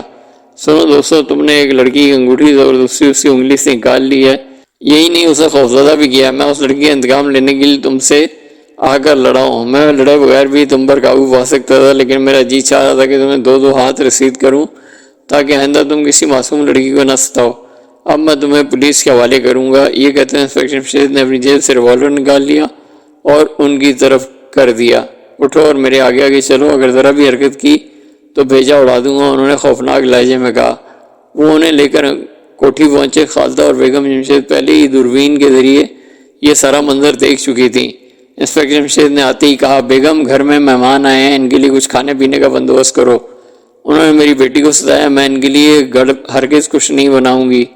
وہ تلملا کر بولی، اچھا تو پھر ذرا پولیس کو فون ہی کر دو تاکہ پولیس والے خود ہی ان کے کھانے پینے کا بندوبست کر دیں۔ انسپکٹر جمشید مسکرائے، ہاں یہ کام میں ضرور کروں گی، انہوں نے کہا اور پولیس کو فون کرنے چلی گئی۔ پولیس سے وہاں پہنچنے میں زیادہ دیر نہیں لگائی۔ سب انسپکٹر فاضل شاید نیا آدمی تھا اور انسپکٹر جمشید کو نہیں جانتا تھا۔ اس نے کرسی پر بیٹھ کر سارے حالات سنے، ان تینوں کو ہتھکڑی لگائی اور پھر ان سے پوچھا، وہ کون ہے جس نے تمہیں اس کام کے لیے تیار کیا ہے؟ ہم اسے نہیں جانتے، وہ ہمیں مون لائٹ ہوٹل میں ملا تھا، ہم ہر روز رات کے وقت مون لائٹ ہوٹل میں بیٹھنے کے عادی ہیں۔ اگر تمہیں انگوٹھی مل جاتی تم کس وقت اسے دینے جاتے؟ کل شام کو، انور نے جواب دیا۔ آپ وہ انگوٹھی مجھے دکھائیے، انسپکٹر فاضل نے کہا۔ انگوٹھی نہیں دکھاؤں گا، انسپکٹر جمشید نے پرسکون لہجے میں کہا۔ کیا مطلب نہیں دکھائیں گے؟ سب انسپکٹر فاضل نے حیران ہو کر کہا۔ ہاں میں بھی اس معاملے میں دلچسپی لے رہا ہوں، انہوں نے کہا، لیکن آپ پولیس کے کام میں رکاوٹ نہیں ڈال سکتے، انسپکٹر فاضل نے تیز لہجے میں کہا۔ میں بھی یہ چاہتا ہوں، اس لیے جب میں اس کیس کو حل کر لوں گا تو آپ کو سب کچھ بتا دوں گا، انسپکٹر جمشید نے شریفانہ لہجے میں کہا۔ کیا مطلب؟ آخر آپ ہیں کون اور کیا چاہتے ہیں؟ سب انسپکٹر فاضل نے حیرت زدہ لہجے میں کہا۔ انسپکٹر صاحب معاف کیجیے گا، میں اپنی عادت سے مجبور ہوں، ورنہ کبھی اس معاملے میں اپنی ٹانگ نہ اڑاتا، انسپکٹر جمشید نے شرمندگی کے انداز میں کہا۔ آپ نے اب تک اپنا تعارف نہیں کرایا، انسپکٹر فاضل بولا۔ یہی تو میں چاہتا ہوں کہ آپ میرا نام معلوم نہ کریں، لیکن معلوم ہوتا ہے کہ اس طرح آپ کو تسلی نہیں ہوگی، اس لیے مجبوری ہے کہ مجھے اپنا نام بتانا ہی ہوگا۔ میرا نام انسپکٹر جمشید ہے، انہوں نے بالآخر بتا ہی دیا۔ جی، انسپکٹر فاضل کا منہ کھلے کا کھلا رہ گیا۔ اوہ، کیا خالدہ کے منہ سے نکلا؟ اس کی آنکھیں حیرت کے مارے پھٹی کی پھٹی رہ گئیں۔ کچھ دیر تک خاموشی رہی، آخر فاضل نے کہا، معاف کیجیے جناب، میں آپ سے اور آپ کے کارناموں سے اچھی طرح واقف ہوں، بلکہ آپ کے تینوں بچوں کے کارناموں کا حال بھی آئے دن اخبار میں پڑھتا رہتا ہوں۔ میں بہت شرمندہ ہوں کہ آپ کو پہچان نہ سکا، حالانکہ میں نہ جانے کتنی مرتبہ آپ کے اور آپ کے بچوں کی تصویریں دیکھ چکا ہوں۔ یہ ضرور محمود فاروق کا فرزانہ ہے، آپ ٹھیک سمجھیں، انسپکٹر جمشید نے کہا۔ آپ سب سے مل کر بہت خوشی ہوئی۔ اگر فاضل نے ان سب سے ہاتھ ملایا۔ خالدہ تمہارے منہ سے او کیوں نکلا تھا؟ فاروق نے پوچھا۔ اس لیے کہ میں بھی آپ لوگوں کے کارناموں کے حال پڑھتی رہتی ہوں، خالدہ نے مسکرا کر کہا۔ بہت خوب، بہرحال جناب فاضل صاحب، اب میں یہ چاہتا ہوں کہ ان تینوں کی جگہ صرف میں کل مون لائٹ ہوٹل میں جا کر اس شخص سے ملاقات کروں جو اس سارے چکر کا ذمہ دار ہے۔ میں حیران ہوں کہ وہ چاہتا کیا ہے اور اس انگوٹھی کے ساتھ کون سا راز وابستہ ہے، وہ اس انگوٹھی کا کیا کرنا چاہتے ہیں، انسپکٹر جمشید نے کہا۔ اب مجھے کسی بات پر کوئی اعتراض نہیں، جو آپ کو جی چاہے کریں، یہ بتا دیں کہ ان تینوں کا کیا کیا جائے۔ سب انسپکٹر فاضل نے خوش دلی کا مظاہرہ کیا۔ انہیں حوالات میں رکھیں، بعد میں ان کا فیصلہ بھی ہو جائے گا، انسپکٹر جمشید نے کہا۔ اچھی بات ہے، تو پھر میں انہیں لے کر چلتا ہوں۔ ٹھیک ہے، آپ مجھ سے ملتے رہیے گا، میں آپ کو حالات بتاتا رہوں گا۔ جی بہت بہتر۔ سب انسپکٹر فاضل اپنے ساتھیوں کے ساتھ ان تینوں کو لے کر چلا گیا، اور اب میں خالدہ کو اسے گھر چھوڑ آنا چاہتا ہوں، اس کے چاچا فکر مند ہو رہے ہوں گے، تو ہم بھی کیوں نہ آپ کے ساتھ چلیں، سیر ہو جائے گی، فرزانہ بولی۔ جیسے تمہاری مرضی، انسپکٹر جمشید نے مسکرا کر کہا، اور وہ چاروں اٹھ کھڑے ہوئے۔ تلاشی۔ وہ خالدہ کی چچا کی کوٹھی کے دروازے پہنچے تو انہیں کسی کے چلانے کی آواز آئی۔ کوئی چیخ چیخ کر کہہ رہا تھا کہ انہیں یوں لگا جیسے اس نے ساری کوٹھی کو سر پر اٹھا رکھا ہو۔ کم بختو، جلدی کرو، ادھر ادھر پھیل جاؤ اور میری بچی کو ڈھونڈ کر لاؤ۔ نہ جانے وہ غریب کہاں اور کس حال میں ہوگی، خدا جانے اس کے ساتھ کیا واقعہ پیش آیا ہے۔ آج سے پہلے تو کبھی بھی اتنی دیر گھر سے باہر نہیں رہی تھی۔ میں قیامت کے دن بھائی جان اور بھابھی جان کو کیا منہ دکھاؤں گا؟ اگر خالدہ کو کچھ ہو گیا تو ان کو کیا جواب دوں گا؟ جلدی کرو ورنہ میں تم سب کو ملازمت سے نکال دوں گا۔ حضور ابھی جاتے ہیں، یہ لیجیے، کسی ملازم کی آواز آئی۔ فوراً ہی دروازہ کھلا اور تینوں ملازم چہروں پر مسکراہٹیں لیے باہر نکلے، مگر خالدہ اور دوسروں پر نظر پڑتی وہ مسکراہٹیں غائب ہو گئیں۔ بیٹا تم آ گئی، خدا کا شکر ہے کہ تم خیریت سے ہو، ورنہ خان صاحب نے تو ہماری جان نکال دی تھی۔ اور یہ لوگ کون ہیں؟ ایک بوڑھے ملازم نے حیران ہو کر پوچھا۔ یہ انہوں نے آج میری بہت مدد کی ہے، چلے جان کو بتاؤ کہ میں آ گئی ہوں، اور میرے ساتھ کچھ مہمان بھی ہیں، خالدہ نے کہا۔ جی اچھا، ایک ملازم نے کہا، اور تینوں الٹے قدموں واپس چلے گئے۔ فوراً اندر سے کوئی دھاڑا، کم بختوں تم واپس آ گئے، ابھی تک گئے نہیں، میں تمہاری ہڈیاں چبا جاؤں گا۔ حضور آپ کا ہاضمہ پہلے ہی خراب رہتا ہے، ایک ملازم کی آواز آئی۔ او ہاں، مجھے ایسی غلط بات منہ سے ہی نکالنی چاہیے تھی۔ خیر چھوڑو، تم یہ بتاؤ کہ واپس کیوں آ گئے ہو؟ خان صاحب نے گھبرا کر پیٹ پر ہاتھ پھیرا۔ حضور، بٹیا آ گئی ہیں اور اپنے ساتھ کچھ مہمان بھی لائی ہیں۔ ارے وہ آ گئی ہے، عقل کے اندھو، تو اسے باہر ہی کیوں چھوڑ آئے ہو؟ جی وہ مہمان، ملازم ہکلایا۔ جاؤ جاؤ، سب کو لے آؤ، بٹیا کے مہمان بھی ہماری بٹیا کی طرح عزیز ہیں۔ یہ چچا جان ہیں، گھر کے ملازم اور پڑوسی نے پاگل اور خپتی سمجھتے ہیں۔ کچھ میں ہی جانتی ہوں کتنے اچھے انسان ہیں۔ دراصل ان کے کوئی اولاد نہیں ہے، بس مجھے اپنی حقیقت اور حقیقی اولاد سمجھتے ہیں، خالدہ نے انہیں بتایا۔ اس وقت دروازہ کھلا اور تینوں ملازم پھر نمودار ہوئے۔ بٹیا، آپ مہمانوں کو لے کر اندر آ جائیے۔ وہ اندر داخل ہوئے۔ خان صاحب کافی لمبے آدمی تھے، رنگ سرخ تھا، آنکھیں پھیلی، انہوں نے دیکھتی جاندار آواز میں مسکرائے۔ میری بیٹی کے مہمانوں، خوش آمدید، آپ میری مہمان ہیں چچا جان۔ ان لوگوں نے آج مجھے ایک بہت بڑی مصیبت سے نجات دلائی ہے۔ مصیبت؟ کیسی مصیبت؟ بیٹی، خدا نہ کرے تم پر کوئی مصیبت آئے، تمہارے حصے کی ساری مصیبتیں مجھ پر ٹوٹ پڑیں، تم پر آنچ نہ آئے۔ وہ بڑی بوڑھیوں کی طرح بولتے چلے گئے۔ خالدہ نے تفصیل سے سارا واقعہ سنا دیا۔ خان صاحب آنکھیں پھاڑے یہ کہانی سنتے رہے۔ خالدہ کے خاموش ہونے پر بولے، اوہ خدایا، اگر تمہیں کچھ ہو جاتا تو کیا ہوتا؟ میں تو بے موت مار جاتا۔ لیکن خان صاحب، کیا آپ کے بھائی نے مرتے وقت آپ کو اس انگوٹھی کے بارے میں کچھ نہیں بتایا تھا؟ نہیں، بالکل نہیں بتایا، اگر بتایا ہوتا تو میں ضرور مجھے یاد ہوتا، انہوں نے حیران ہو کر کہا۔ حیرت ہے، پھر اس شخص کو اس انگوٹھی کے بارے میں کیسے معلوم ہوا جو اسے حاصل کرنا چاہتا ہے؟ انسپکٹر جمشید نے سوچ میں ڈوبتے ہوئے کہا، خدا جانے اب میں اس بارے میں کیا کہہ سکتا ہوں۔ خان صاحب نے فکر مند لہجے میں کہا، خیر میں دیکھ لوں گا، فکر نہ کریں۔ انسپکٹر جمشید نے کہا، یہ تینوں آپ کے بچے ہیں؟ خان صاحب نے پوچھا۔ جی ہاں، وہ مسکرائے۔ چچا جان، یہ انسپکٹر جمشید ہیں۔ کیا تم سچ کہہ رہی ہو؟ خان صاحب نے حیران ہو کر کہا۔ حیرت کے مارے ان کا منہ کھلے کا کھلا رہ گیا تھا۔ بالکل سچ، اس میں ایک لفظ بھی جھوٹ نہیں۔ خالدہ مسکرائی۔ اوہ کمال ہے، جن لوگوں کے کارناموں کو میں بچوں کی طرح پڑھتا ہوں آج وہ میرے سامنے کھڑے ہیں، خان صاحب نے کہا، اور پھر نہایت گرم جوشی سے ان سے ہاتھ ملایا۔ کچھ دیر بعد ادھر ادھر کی باتیں کرنے کے بعد انسپکٹر جمشید نے کہا، اچھا جناب، اب ہم چلیں گے۔ کیا یہ کیسے ہو سکتا ہے؟ آپ کھانا کھائے بغیر نہیں جا سکیں گے؟ بچوں کی والدہ گھر ہی رہ گئی ہیں، وہ کھانا تیار کر چکی ہوں گی، اس لیے اب تو ہمیں معاف کر دیں، پھر کبھی کھا لیں گے۔ انسپکٹر جمشید نے معذرت کی۔ تو پھر کل سے ہی، خان صاحب نے خوش دلی سے کہا، میری یہ بات تو آپ کو ماننا ہی پڑے گی۔ اچھی بات ہے، انسپکٹر جمشید نے ہتھیار ڈالتے ہوئے کہا۔ وہ وہاں سے نکل کر باہر واپس روانہ ہوئے۔ راستے میں محمود نے پوچھا، ابا جان، کیا واقعی انگوٹھی آپ کے پاس ہے؟ کیا تمہیں اس میں شک ہے؟ انسپکٹر جمشید مسکرائے۔ نہیں تو کیا آپ وہ ہمیں دکھائیں گے؟ فاروق نے کہا، ہاں کیوں نہیں، ابھی دکھاتا ہوں۔ یہ کہہ کے انسپکٹر جمشید نے انگوٹھی جیب سے نکال کر ان کی طرف بڑھا دی۔ یہ تقریباً 1 تولے کی انگوٹھی تھی، بالکل سادہ تھی، البتہ اس کے اوپر لفظ سردار کھدا ہوا تھا۔ اس میں کوئی خاص بات تو نظر نہیں آئی۔ فرزانہ بولی، بس ایک لفظ سردار ضرور لکھا ہے۔ اب پتہ نہیں ہے سردار صاحب کون ہے؟ فاروق نے مسکرا کر کہا۔ عجب بیوقوف ہو، ارے بھائی، یہ خالدہ کے والد کا نام ہوگا، ہم نے اس سے اس کے والد کا نام کب پوچھا ہے؟ محمود بولا۔ اگر میں عجیب بیوقوف ہوں تو تم غریب بیوقوف ہو گئے، میں نے تو خان صاحب کا نام بھی نہیں پوچھا۔ فاروق نے جلا کر کہا، واقعی ہم سے یہ غلطی ہوئی ہے۔ خیر کل جب ہم کھانا کھانے وہاں جائیں گے تو پوچھ لیں گے۔ تو کیا ہم وہاں کھانا کھانے جائیں گے؟ فرزانہ نے پوچھا۔ ہاں، وعدہ کر چکا ہوں، اب تو جانا ہی پڑے گا، اور اگر تمہاری نئی دوست خالدہ کا مسئلہ بھی تو حل کرنا ہے مجھے۔ ایسا محسوس ہو رہا ہے جیسے اس کے ساتھ کوئی لمبا چکر چل رہا ہے۔ ابھی تک تو اس چکر کا نہ سر ہے اور نہ پیر۔ ہمیں صرف اتنا معلوم ہے کہ خالدہ کے والد نے مرتے وقت اسے ایک انگوٹھی دی تھی اور اس کی حفاظت کے لیے بار بار کہا تھا، جبکہ کوئی شخص اس سے یہ انگوٹھی حاصل کرنا چاہتا ہے۔ نہ جانے وہ کون ہے۔ اس نے اس کام کے لیے 3 بدماشوں نے خدمات حاصل کی ہیں، لیکن وہ اس کے لیے انگوٹھی حاصل نہیں کر سکے کیونکہ درمیان میں ہم آ ٹپکے۔ محمود بولا، اس کا مطلب یہ ہو کہ جو شخص انگوٹھی حاصل کرنا چاہتا ہے اس کے راز سے واقف ہے۔ فاروق بولا، یہ بات تو صاف ظاہر ہے، ایک بیوقوف بھی سمجھ سکتا ہے۔ فرزانہ نے اسے گھورا۔ تو جو بات صاف ظاہر نہیں ہے وہ تم بتا دو، فاروق نے جل کر کہا۔ ہم یہ کیس اس وقت تک حل نہیں کر سکتے جب تک کہ خالدہ کے والد کے متعلق ساری معلومات حاصل نہ ہو جائیں، اور یہ معلومات ہم شہر جا کر حاصل کر سکتے ہیں۔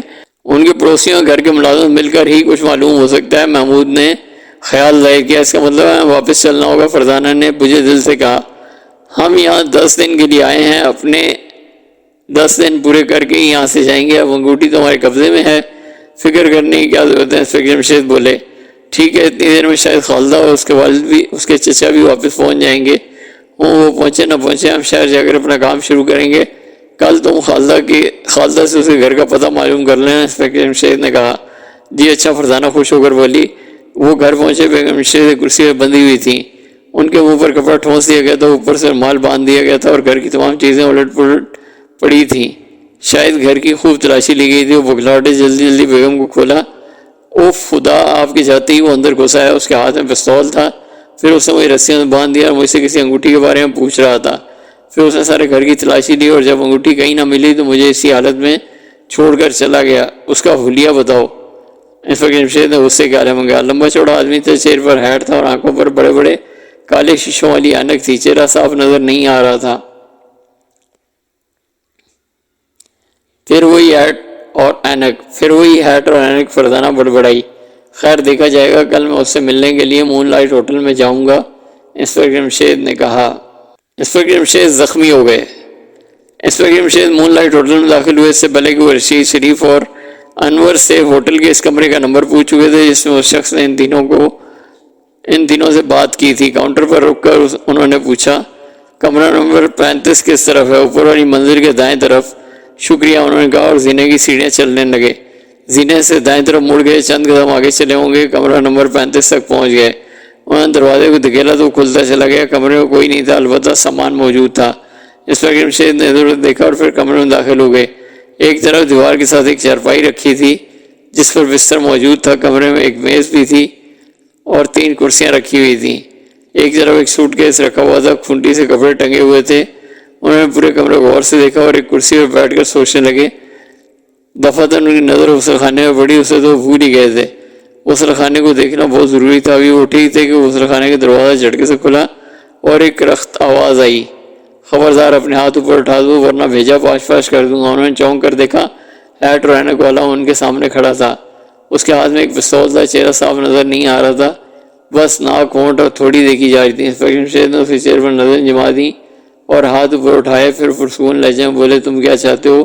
تمہاری تلاشی لوں گا۔ کیا تم انگوٹھی لے کر آئے ہو؟ اس نے تیز اور کھردرے لہجے میں کہا۔ نہیں۔ کیا تمہیں اس کی بہت ضرورت ہے؟ انسپکٹر جمشید مسکرائے۔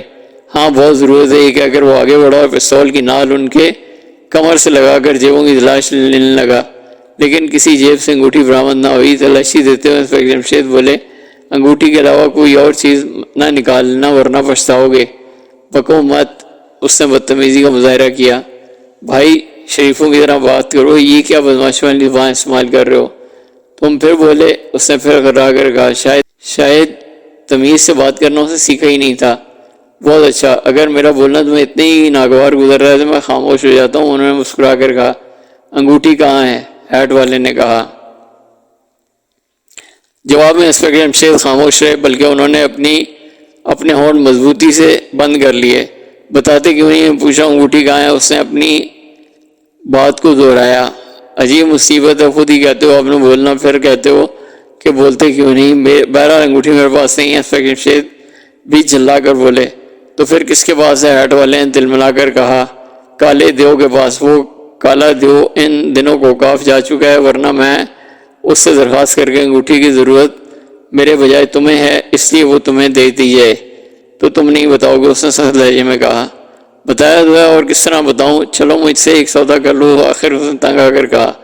سودا؟ کیسا سودا؟ انسپکٹر جمشید نے چہرے پر حیرت کے آثار طاری کر لیے۔ اس انگوٹھی کے مجھے 25,000 روپے لے لو۔ 25,000 تو تم نے انور، رشید اور شریف کو دینے کا وعدہ کیا تھا، انہوں نے مسکرا کر کہا۔ چلو 30,000 روپے لے لو، اس نے بھیک مانگنے والے انداز میں کہا۔ اگر اس وقت یہاں میرا بیٹا فاروق موجود ہو تو تمہارا جملہ سن کر یہ ضرور کہتا کہیں چلنے کی کیا ضرورت ہے، بات یہیں کر لیتے ہیں۔ کیا مطلب؟ اس نے حیران ہو کر کہا۔ چھوڑو، تم مطلب نہیں سمجھ سکو گے تو تم 30,000 روپے میں وہ انگوٹھی نہیں بیچنا چاہتے؟ اس نے تنگ آ کر کہا۔ بیچ کیسے سکتا ہوں؟ وہ تو ایک یتیم لڑکی کی امانت ہے۔ ویسے اگر تم یہ بتا دو کہ اس انگوٹھی کا راز کیا ہے تو پھر شاید تمہارے ساتھ کوئی بات کر سکوں۔ انگوٹھی کے بارے میں تمہیں کچھ نہیں بتا سکتا، وہ بولا۔ تو میں انگوٹھی تمہارے حوالے نہیں کر سکتا۔ سوچ لو، پچھتاؤ گے، اس نے دھمکی دینے والے انداز میں کہا۔ میں نے پچھتانا نہیں سیکھا، البتہ تم ضرور پچھتاؤ گے کیونکہ تم مجھے نہیں جانتے۔ تمہیں میرا نام معلوم ہوتا تو کبھی مجھے پستول نہ تانتے۔ اپنے دونوں ہاتھ بھی میں نے تمہارے دل رکھنے کے لیے اٹھا دیے ہیں، ورنہ تمہارا یہ کھلونا تو میرا کچھ نہیں بگاڑ سکتا۔ انہوں نے مسکرا کر کہا بہت بڑھ بڑھ کر باتیں کر رہے ہو، ذرا میں بھی تو سنوں تمہارا نام کیا ہے؟ ہیڈ والے نے جھنجھلا کر کہا میں ہر ایرے گہرے کو اپنا نام نہیں بتاتا، خیر نہ بتاؤ۔ اسی وقت انسپکٹر جمشید نے اپنے پیچھے قدموں کی ایک ہلکی سی آواز سنی۔ وہ چونک کر مڑے، مگر اس ایک سیکنڈ میں ان کی دیر ہو چکی تھی۔ ان کے سر سے اسے کوئی چیز زور سے ٹکرائی، ان کے منہ سے چیخ نکل گئی، دوسری لمحے وہ دھڑام سے فرش پر گرے اور بے ہوش ہو گئے۔ انسپکٹر جمشید کو گئے کافی دیر ہو چکی تھی۔ چلتے وقت انہوں نے کہا تھا کہ وہ دوپہر کے کھانے کے وقت تک آ جائیں گے، لیکن وہ نہ جانے کب سے کھانے کی میز پر بیٹھے ان کا انتظار کر رہے تھے۔ کھانا بھی رکھے رکھے ٹھنڈا ہو گیا تھا۔ آخر فرزانہ نے بے چینی سے پہلو بدلتے ہوئے کہا میرا دل تو میرا بھی یہی کہہ رہا ہے۔ محمود نے کہا تو پھر کیوں نہ انسپکٹر فاضل کو فون کر دیں اور وہ خود ہی مون لائٹ ہوٹل جائیں۔ فاروق نے تجویز پیش کی ٹھیک ہے، بس یہی کرنا چاہیے، کیوں امی جان؟ فرزانہ بولی بالکل ٹھیک۔ بیگم جمشید بولی، وہ کافی فکر مند نظر آ رہی تھی۔ آخر محمود نے سب انسپکٹر فاضل کو فون کیا اور اسے سارا حال کیا سنایا۔ اس نے مون لائٹ ہوٹل پہنچنے کا وعدہ کیا۔ انہوں نے اس سے بتایا کہ وہ بھی پہنچ رہے ہیں۔ فوراً ہی وہ روانہ ہو گئے اور عین اس وقت ہوٹل کے سامنے پہنچے جب سب انسپکٹر فاضل اپنے ساتھیوں کے ساتھ وہاں پہنچا تھا۔ بہت خوب، ہم ایک ساتھ پہنچے۔ انہوں نے لہجے سے تعریف جھلک رہی تھی۔ شکریہ جناب، ہمیں سب سے پہلے کمرہ نمبر 35 دیکھنا ہے۔ اچھی بات ہے، اس نے کہا۔ وہ اندر داخل ہو گئے۔ کاؤنٹر والا پولیس کو دیکھ کر گھبرا گیا۔ فاضل نے کہا گھبرانے کی ضرورت نہیں، ہم صرف کمرہ نمبر 35 دیکھیں گے۔ کیا ہوٹل مینیجر اس وقت موجود ہیں؟ جی ہاں، ہوٹل کے مالک خود ہی مینیجر بھی ہیں۔ بہت خوب، تو انہیں بلاؤ۔ مینیجر نے ان تک پہنچنے میں دیر نہ لگائی۔ یہ ایک لمبا چوڑا آدمی تھا، سر سے گنجا تھا۔ اس نے آتے ہی کہا فرمائیے جناب، خیریت تو ہے؟ آپ اس ہوٹل کے مالک ہیں؟ فاضل نے پوچھا۔ جی ہاں، اس نے ادب سے کہا۔ آپ کا نام؟ جی مجھے مرزا انور بیگ کہتے ہیں۔ تو انور بیگ صاحب، ہم آپ کا کمرہ نمبر 35 دیکھنا چاہتے ہیں، فاضل نے کہا۔ چلیے جناب، خیر تو ہے؟ ہاں خیریت ہی ہے۔ وہ سب کمرہ نمبر 35 کے سامنے آئے۔ دروازہ بند تھا۔ مرزا انور بیگ نے دروازے پر لگی گھنٹی کا بٹن دبایا۔ اندر گھنٹی بجی لیکن کوئی دروازے پر نہ آیا۔ چند لمحے انتظار کرنے کے بعد محمود نے دروازے کو ہاتھ سے دھکیلا، دروازہ کھلتا چلا گیا۔ وہ سب چونک اٹھے۔ انسپکٹر جمشید کمرے کے فرش پہ بے ہوش پڑے تھے اور ان کے سر سے خون بہہ کر فرش پر جم چکا تھا۔ اچانک واپسی، یہ دیکھ کر وہ بری طرح گھبرا گئے۔ انسپکٹر جمشید کو اٹھا کر چارپائی پر ڈالا گیا۔ ڈاکٹر کو فون کیا گیا۔ مرزا انور بیگ بری طرح گھبرایا ہوا تھا۔ اس نے کہا مگر یہ وہ آدمی نہیں جو اس کمرے میں ٹھہرا ہوا تھا۔ وہ تو ہر وقت ہیٹ اوڑھے اور اینک پہنے رہتا تھا۔ ہاں یہ وہ آدمی نہیں، وہ شاید بھاگ گیا۔ خیر ہم اسے دیکھ لیں گے، سب انسپکٹر فاضل نے کہا۔ چند منٹ بعد ہی ڈاکٹر پہنچ گیا۔ اس نے انسپکٹر جمشید کو ایک انجیکشن دیا، سر پر پٹی باندھی اور گھڑی دیکھنے لگا۔ محمود فاروق و فرزانہ کا برا حال تھا۔ آخر ٹھیک 3 منٹ بعد انسپکٹر جمشید نے آنکھیں کھولی اور انہیں اپنے اوپر جھکے دیکھ کر مسکرائے اور بولے کیا وہ بھاگ گیا؟ کون؟ فاضل نے پوچھا۔ وہی ہیٹ والا۔ ہم ابھی یہاں پہنچے ہیں، کمرے میں آپ کے علاوہ کوئی نہیں تھا، فاضل نے انہیں بتایا۔ خیر کوئی بات نہیں، اس ہیٹ والے کا نام اور پتہ اس ہوٹل کے رجسٹر میں سے نوٹ کر لو اور معلوم کرو کہ اس پتے پر اس نام کا کوئی آدمی رہتا بھی ہے یا نہیں۔ ویسے تو میرا خیال ہے کہ اس نام اور پتہ فرضی ہوگا۔ جی بہت اچھا، فاضل جلدی سے بولا۔ ڈاکٹر صاحب نے ان کے گھر جانے پر کوئی اعتراض نہ کیا کیونکہ زخم خطرناک نہیں تھا۔ شام کے وقت فاضل نے آ کر بتایا کہ ان کا خیال بالکل ٹھیک تھا، اس نام کے اس پتے پر کوئی آدمی نہیں رہتا تھا۔ یہ سن کر انسپکٹر جمشید نے کہا کوئی بات نہیں، وہ مجھ سے بچ کر کہیں نہیں جا سکتا۔ اس شام وہ خان صاحب کے گھر کھانا کھانے پہنچ گئے۔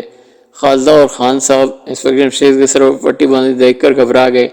یہ کیا ہوا؟ خالدہ کے منہ سے نکلا۔ یا اللہ رحم، خان صاحب نے کہا۔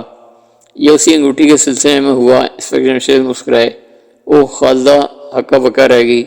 یہ ضرور کوئی لمبا چکر ہے۔ انسپکٹر جمشید بولے آپ لوگ کب واپس جا رہے ہیں؟ 4 دن بعد۔ بس ٹھیک ہے، اس کیس کی باقی تفتیش شہر جا کر حل ہوگی۔ انہوں نے بتایا تو کیا ہیٹ والا بھی وہیں ہوگا؟ خان صاحب نے حیران ہو کر کہا امید تو ہے، معلوم ہوتا ہے چکر کچھ آپ کی سمجھ میں آ گیا ہے۔ فاروق نے کہا کیوں، تم یہ کس طرح کہہ سکتے ہو؟ انسپکٹر جمشید نے پوچھا۔ ابھی آپ نے کہا ہے نا کہ باقی کیس شہر چل کر حل ہوگا۔ ہاں تم ٹھیک کہتے ہو، میں نے کچھ اندازے تو لگائے ہیں، اب ان اندازوں کی بنیاد پر آگے بڑھنے کی کوشش کروں گا۔ اس سلسلے میں خان صاحب سے چند سوالات کرنا چاہتا ہوں۔ ہاں ضرور، میں تو جلد ہی جاننا چاہتا ہوں کہ آخر یہ چکر کیا ہے، کون ہے جو یہ انگوٹھی حاصل کرنا چاہتا ہے؟ آپ کا اور آپ کے بھائی کا نام کیا ہے؟ یعنی خالدہ کے والد کا۔ میرا نام وقار خان ہے اور میرے بھائی کا نام سردار احمد خان تھا۔ کیا وہ بہت مالدار آدمی تھے؟ ہاں ان کی یہاں کافی زمین اور جائیداد ہے جس کی اب خالدہ مالک ہے، کیا اس زمین اور جائیداد کا انتظام آپ کے ہاتھ میں ہے؟ ہاں خان صاحب بھی کہتے ہو سوچ میں ڈوب گئے، پھر بولے آپ یہ تو خیال نہیں کر رہے کہ یہ سارا چکر میں چلا رہا ہوں؟ نہیں، ویسے ہمیں ہر کیس کا جائزہ ہر پہلو سے لینا پڑتا ہے، آپ کوئی خیال نہ کریں۔ کوئی بات نہیں، انہوں نے مسکرا کر کہا۔ کیا سردار صاحب کوئی ملک سے باہر بھی رہے ہیں؟ ہاں، نیروبی میں کئی سال رہے ہیں، وہاں بھی انہوں نے کاروبار کیا ہے۔ یہ کاروبار کس قسم کا تھا؟ یہ تو انہوں نے کبھی نہیں بتایا، وہ اچانک واپس آ گئے تھے اور اس کی کوئی وجہ بھی نہیں بتائی تھی۔ خان صاحب بولے وہ کن حالات میں فوت ہوئے تھے، انہیں کیا بیماری تھی؟ وہ دل کے دورے سے فوت ہوئے تھے، ان پر دل کا دورہ پہلے بھی پڑتا رہا تھا۔ خیر میں دیکھوں گا کہ خالدہ کے لیے کیا کر سکتا ہوں، یہ چکر تو سلجھتا ہوا نظر نہیں آ رہا۔ شاید میری زندگی یہ پہلا کیس ہے کہ اتنے واقعات پیش آ چکے ہیں مگر ہم ابھی تک کسی نتیجے پر نہیں پہنچ سکے۔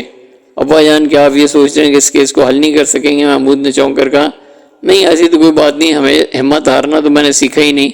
دراصل اس کیس کا کوئی سرا میرے ہاتھ نہیں آیا، سرا ہاتھ آنے کی دیر ہے، پھر اسے جلد حل ہونے میں دیر نہیں لگے گی۔ سوال یہ ہے کہ سرا کہاں سے ہاتھ آئے گا؟ مجھے تو اس کیس میں سرے سے کوئی سرا ہی نظر نہیں آ رہا، فاروق نے شوخ انداز میں کہا، اور سب مسکرانے لگے۔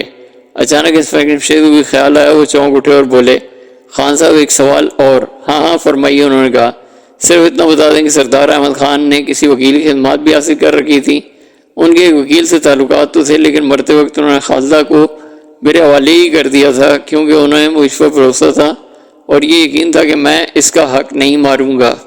اس وکیل کا نام کیا ہے جس سے ان کے تعلقات تھے؟ اس کا نام راجہ عزیز احمد ہے، وہ شہر کا مشہور وکیل ہے، خان صاحب نے بتایا۔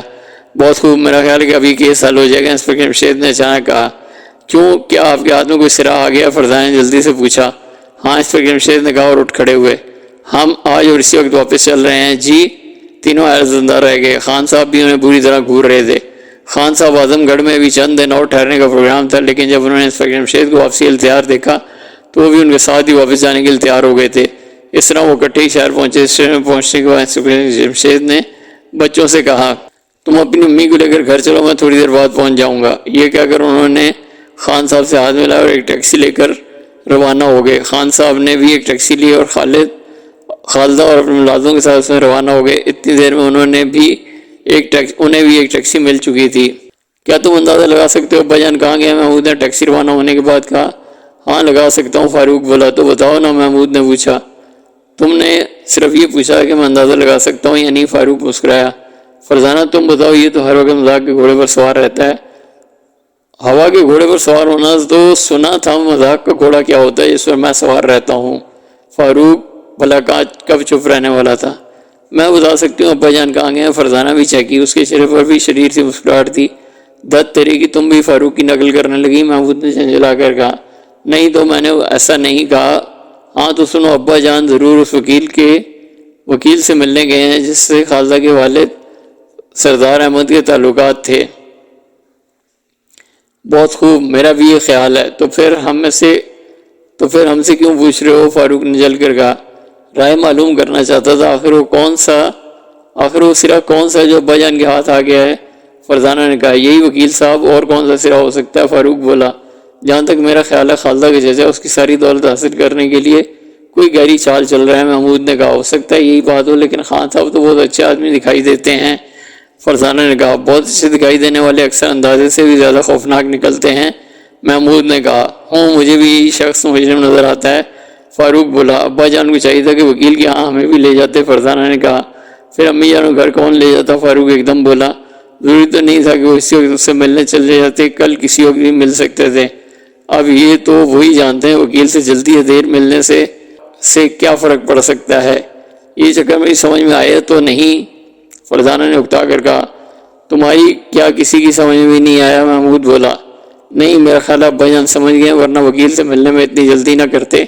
فاروق نے پرزور لہجے میں کہا ہو سکتا ہے تمہارا خیال ہی ٹھیک ہو۔ فرزانہ بولی تم دیکھ لینا، اس کیس کا مجرم خالدہ کا چچا ہی نکلے گا۔ فاروق نے کہا اچھا دیکھ لیں گے، محمود نے معصومانہ انداز میں کہا، اور فرزانہ اور بیگم جمشید مسکرانے لگے۔ اب تم مذاق کر رہے ہو؟ فاروق نے جل بن کر کہا کیا میرے لیے مذاق کرنا گناہ ہے؟ محمود بولا تو پھر مجھے کیوں روکا کرتے ہو؟ فاروق نے جھنجھلا کر کہا اب نہیں روکوں گا۔ محمود نے سہم کر کہا بھائی واہ، آج تو محمود فاروق کو چوٹ پر چوٹ دے رہا ہے، فرزانہ خوش ہو کر بولی۔ تمہیں بھی زکام ہو گیا؟ فاروق نے کہا۔ میں مینڈکی تو نہیں ہوں، فرزانہ نے بھی جملہ چست کیا۔ آج تو یہ دونوں میرے پیچھے ہی پڑ گئے ہیں، میری خیر معلوم نہیں ہوتی، لیکن ایک چپ 100 کو ہراتی ہے، لہذا میں چپ ہو جاتا ہوں، فاروق نے اپنے آپ سے کہا اور ہونٹ مضبوطی سے بھینچ کر بیٹھ گیا۔ اس کے بعد انہوں نے لاکھ کوشش کی کہ اس کا منہ کھلوا سکے، مگر اس نے ہونٹ ایک دوسرے پر سے نہیں اٹھائے۔ بیگم جمشید ان کی طرف دیکھ کر برابر مسکرا رہی تھیں۔ سردار احمد کا دوست بہت شاندار تھا، اس کی پریکٹس بھی بہت زوروں پر تھی۔ معمولی سے معمولی کیس کی بھی وہ 2000 روپے سے کم فیس نہیں لیتا تھا۔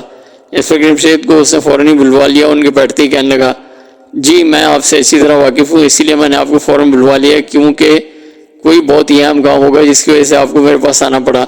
جی بس یہی سمجھنے، ویسے اگر آپ اس وقت مصروف ہوں تو میں پھر کسی وقت حاضر ہو جاؤں گا۔ انسپکٹر جمشید نے کہا، نہیں ایسی کوئی بات نہیں، آپ بتائیے کس لیے تکلیف کی ہے؟ اس نے با اخلاق لہجے میں کہا۔ میں چند سوال پوچھنا چاہتا ہوں، انسپکٹر جمشید بولے۔ ضرور فرمائیے، لیکن پہلے یہ تو فرمائیے کہ سوالات کس سلسلے میں کرنا چاہتے ہیں؟ آپ سردار خان کو جانتے ہیں؟ جی ہاں، وہ میرے دوست تھے۔ ان کا نیروبی میں کس چیز کا بزنس تھا؟ یہ تو مجھے معلوم نہیں، راجہ عزیز نے مجھے بتایا۔ کیا انہوں نے آپ کے پاس کوئی وصیت نامہ محفوظ کرایا تھا؟ انسپکٹر جمشید بولے، جی نہیں۔ کیا آپ کو یقین ہے؟ انسپکٹر جمشید نے کہا، کیا مطلب؟ اس میں یقینی کا کیا سوال ہے؟ انہوں نے وصیت نامہ لکھوایا ہوتا تو مجھے ضرور معلوم ہوتا، راجہ عزیز نے حیران ہو کر پوچھا۔ سردار احمد خان کے اپنے بھائی وقار احمد خان کے بارے میں کیسے تاثرات تھے؟ کچھ اچھے نہیں تھے، ان کا خیال تھا کہ ان کا بھائی لالچی آدمی ہے۔ کیا آپ وقار احمد سے ظاہری طور پر واقف ہیں؟ جی ہاں، کئی بار ملاقات ہوئی ہے۔ کیا آپ ان کے ہی وکیل ہیں؟ نہیں، انہوں نے مجھ سے کبھی کوئی کام نہیں کروایا۔ بس جناب، مجھے یہ باتیں معلوم کرنی تھی، انسپکٹر جمشید نے اٹھتے ہوئے کہا۔ لیکن آپ نے یہ تو بتایا نہیں کہ ان سوالات کا مقصد کیا ہے؟ راجہ عزیز نے پوچھا۔ کیا آپ جانتے ہیں کہ آپ کے دوست سردار احمد خان کی ایک بیٹی بھی جس کا نام خالدہ ہے؟ بہت اچھی طرح جانتا ہوں، وہ تو مجھے اپنی بیٹیوں کی طرح عزیز ہے، راجہ عزیز نے کہا۔ میں یہ سب اس لیے کہہ رہا ہوں کہ کوئی شخص کسی گہرے چکر میں ہے، وہ کیا ہے میں ابھی تک نہیں سمجھ سکا ہے، انسپکٹر جمشید نے اسے بتایا۔ آخر معاملہ کیا ہے؟ دو ایک دن ٹھہر جائیں، پھر آپ کو تفصیل سے بتاؤں گا۔ 2 دن تک؟ کیا آپ معاملے کی تہہ تک پہنچ چکے ہیں؟ راجہ عزیز کے منہ سے نکلا۔ جی ہاں، میں بہت جلد مجرم کو پکڑنے میں کامیاب ہو جاؤں گا اور اسی وقت ساری بات آپ کو بتاؤں گا۔ اچھی بات ہے، راجہ عزیز نے کہا، اور انسپکٹر جمشید اس کے دفتر سے نکل آئے۔ وہ گہری سوچ میں ڈوبے ہوئے تھے۔ وہاں سے وہ سیدھے ہیڈ پوسٹ آفس آئے اور کسی کو ایک لمبا چوڑا تار دیا، پھر وہ واپس پہنچے۔ بیگم جمشید اور بچے بے چینی سے ان کا انتظار کر رہے تھے۔ انہیں دیکھتے ہی فرزانہ بولی، ابا جان آپ راجہ عزیز سے مل آئے ہیں؟ تمہارا اندازہ درست ہے، انسپکٹر جمشید مسکرائے۔ سنائیے کیسا رہا؟ کیا ان سے مل کر کیس میں کچھ مدد ملی؟ ابھی تک نہیں، ویسے مجھے امید ہے 1-2 دنوں میں مجھے مجرم پر ہاتھ ڈال لوں گا۔ 1-2 دن تک میں مجرم پر ہاتھ ڈال لوں گا۔ کیا آپ جان گئے کہ مجرم کون ہے؟ فرزانہ نے بے چین ہو کر پوچھا۔ میں ذرا اکرام کو فون کر رہا ہوں، اسے کچھ ہدایات دینی ہے، پھر آ کر بتاتا ہوں۔ جی اچھا۔ وہ اکرام کو فون کر واپس آئے تو فاروق نے پوچھا، ہاں آپ بتائیے کہ وہ مجرم کون ہے اور وہ کیا چاہتا ہے؟ انگوٹھی کا راز کیا ہے؟ فاروق بولتا چلا گیا، کچھ ہمیں پوچھنے کا موقع دو گے یا سب کچھ تم ہی پوچھ لو گے؟ محمود نے جل کر کہا۔ لو میں خاموش ہو جاتا ہوں تو پہلے تم پوچھ لو۔ میں خاموش ہو جاتا ہوں، تم پہلے پوچھ لو، فاروق مسکرایا۔ بس لڑو نہیں، ورنہ ابا جان کچھ بھی نہیں بتائیں گے۔ فرزانہ گھبرا گئی۔ بالکل ٹھیک، اگر تم نے اپنی نوک جھوک جاری رکھی تو میں سونے کے لیے چلا جاؤں گا، اور اس طرح جو بات تمہیں ابھی معلوم نہیں ہو سکتی وہ جو ابھی معلوم ہو سکتی ہے وہ کل معلوم ہوگی۔ ابا جان میں وعدہ کرتا ہوں کہ اب نہیں بولوں گا اور نہ بحث کروں گا۔ محمود نے کانوں کو ہاتھ لگایا۔ میں بھی آج کے لیے توبہ کرتا ہوں، فاروق نے ہاتھ جوڑتے ہوئے کہا۔ میرے الگ سے تو اب آواز بھی نہیں نکلے گی۔ فرزانہ کب چپ رہنے والی تھی۔ یہ تم چپ ہوئے ہو؟ انسپکٹر جمشید جھنجھلائے۔ اوہ ارے، ان کے منہ سے بوکھلاہٹ میں نکلا اور پھر انہوں نے منہ پر ہاتھ رکھ لیے۔ انسپکٹر جمشید اور بیگم مسکرائے بغیر نہ رہ سکے۔ آخر وہ بولے، ہاں میں جان چکا ہوں کہ مجرم کون ہے، تو پھر بتاتے کیوں نہیں کہ وہ کون ہے؟ تمہیں کم از کم 2 دن انتظار کرنا ہوگا، انسپکٹر جمشید بولے۔ 2 دن؟ یہ تو بہت لمبا عرصہ ہے، مجبوری ہے، انسپکٹر جمشید مسکرائے۔ تو آپ ابھی کیوں نہیں بتا دیتے؟ محمود نے پریشان ہو کر کہا۔ مجھے ایک تار کا انتظار ہے، دراصل ابھی مجھے خود بھی یقین نہیں ہے کہ وہ تار آنے کے بعد میں یقین سے کچھ کہہ سکوں گا۔ چلیے اتنا بتا دیں کہ تار کہاں سے آنے والا ہے؟ نیروبی سے، انسپکٹر جمشید نے کہا، اور وہ اچھل پڑے۔ تیسرے دن تار آ گیا۔ انسپکٹر جمشید اسے پڑھ کر مسکرا دی، پھر انہوں نے اکرام کو کچھ ہدایت دی اور راجہ عزیز کو فون کیا۔ ہیلو ایسا، میں آپ سے وعدہ کیا تھا کہ 2 دن بعد آپ کو کچھ بتا سکوں گا۔ میں آپ کو کچھ بتانے کے لیے تیار ہوں۔ خالدہ کے ساتھ کیا چکر چلتا رہا ہے، اس لیے آپ آج شام 4 بجے میرے غریب خانے پر تشریف لے آئیں، خالدہ اور اس کے چچا بھی آ رہے ہیں۔ اچھی بات ہے، میں پہنچ جاؤں گا۔ راجہ عزیز کی آواز آئی اور سلسلہ منقطع ہو گیا۔ اس کے بعد انہوں نے خان صاحب کو فون کیا اور ساری بات بتائی۔ انہوں نے بھی خالدہ سمیت آنے کا وعدہ کیا۔ اس کے بعد وہ گھر کے لیے روانہ ہوئے۔ گھر پہنچ کر محمود فاروق اور فرزانہ کو بتایا، میں آج مجرم کو گرفتار کر رہا ہوں۔ ارے کیا تار آ گیا؟ محمود کے منہ سے نکلا، ہاں سب لوگ 4 بجے آ جائیں گے، ان میں سے ایک مجرم بھی ہوگا۔ وہ کون ہے؟ فرزانہ نے بے چینی سے پوچھا۔ معلوم ہوتا ہے تم کچھ اندازہ نہیں لگا سکے، انسپکٹر جمشید نے مسکرا کر کہا۔ یہ کیا ایسا ہی اوٹ پٹانگے، اندازہ کیا لگائیں؟ فاروق نے برا سا منہ بنایا۔ پھر بھی کچھ اندازہ تو کیا ہوگا، انہوں نے پوچھا۔ جہاں تک میرا خیال ہے خالدہ کے چچا خان صاحب ہی اصل مجرم ہیں، اس کی جائیداد اور زمین پر خود قبضہ کرنا چاہتے ہیں۔ محمود نے خیال ظاہر کیا۔ میں بھی یہی سمجھتی ہوں۔ اب میں کیا کہوں، دل خان صاحب کو مجرم ماننے پر کسی طرح تیار نہیں ہوتا۔ بہرحال یہ دونوں انہی مجرم بنانے پر تلے ہوئے ہیں، تو میں بھی کہہ دیتا ہوں کہ وہی مجرم ہوں گے، فاروق نے بے چارگی کے عالم میں کہا، جس پر انسپکٹر جمشید بے ساختہ مسکرا دیے۔ خیر کوئی بات نہیں، آج شام 4 بجے معلوم ہو جائے گا، انہوں نے کہا۔ تو آپ ابھی کیوں نہیں بتا دیتے؟ بھائی جو مزہ سب کے سامنے بتانے میں ہے وہ صرف تم تینوں کو بتانے میں کہاں آئے گا؟ اچھا جیسے آپ کی مرضی، فاروق نے مایوس ہو کر کہا۔ ٹھیک 3:45 بجے ان کے دروازے کی گھنٹی بجی۔ محمود دروازہ کھولنے گیا، باقی لوگ برآمدے میں بیٹھے دروازے کی طرف دیکھنے لگے۔ جو ہی محمود نے دروازہ کھولا سب لوگ چونک اٹھے، البتہ انسپکٹر جمشید کے چہرے پر ایک معنی خیز مسکراہٹ آ گئی۔ دروازے پر سب انسپکٹر اکرام کھڑا تھا، اس کے چہرے پر ایک پرسرار مسکراہٹ تھی اور وہ انسپکٹر جمشید سے کچھ کہہ رہی تھی۔ جرم کی کہانی انہیں لے آئے ہو یا نہیں؟ انسپکٹر جمشید نے اکرام سے پوچھا۔ جی ہاں، جیپ میں چھوڑ آیا ہوں، جب آپ فرمائیں گے لے آؤں گا، اکرام نے جواب دیا۔ ٹھیک ہے، 4 بجنے میں 12 منٹ باقی ہیں، بس وہ لوگ آتے ہی ہوں گے، تم 2 کانسٹیبل ان کے پاس چھوڑ دو۔ جی اچھا، اور جیپ کو ایک طرف لے جا کے کھڑی کر دو، دیکھو آنے والوں کی نظر جیپ پر نہ پڑے۔ جی اچھا، اکرام نے کہا اور باہر نکل گیا۔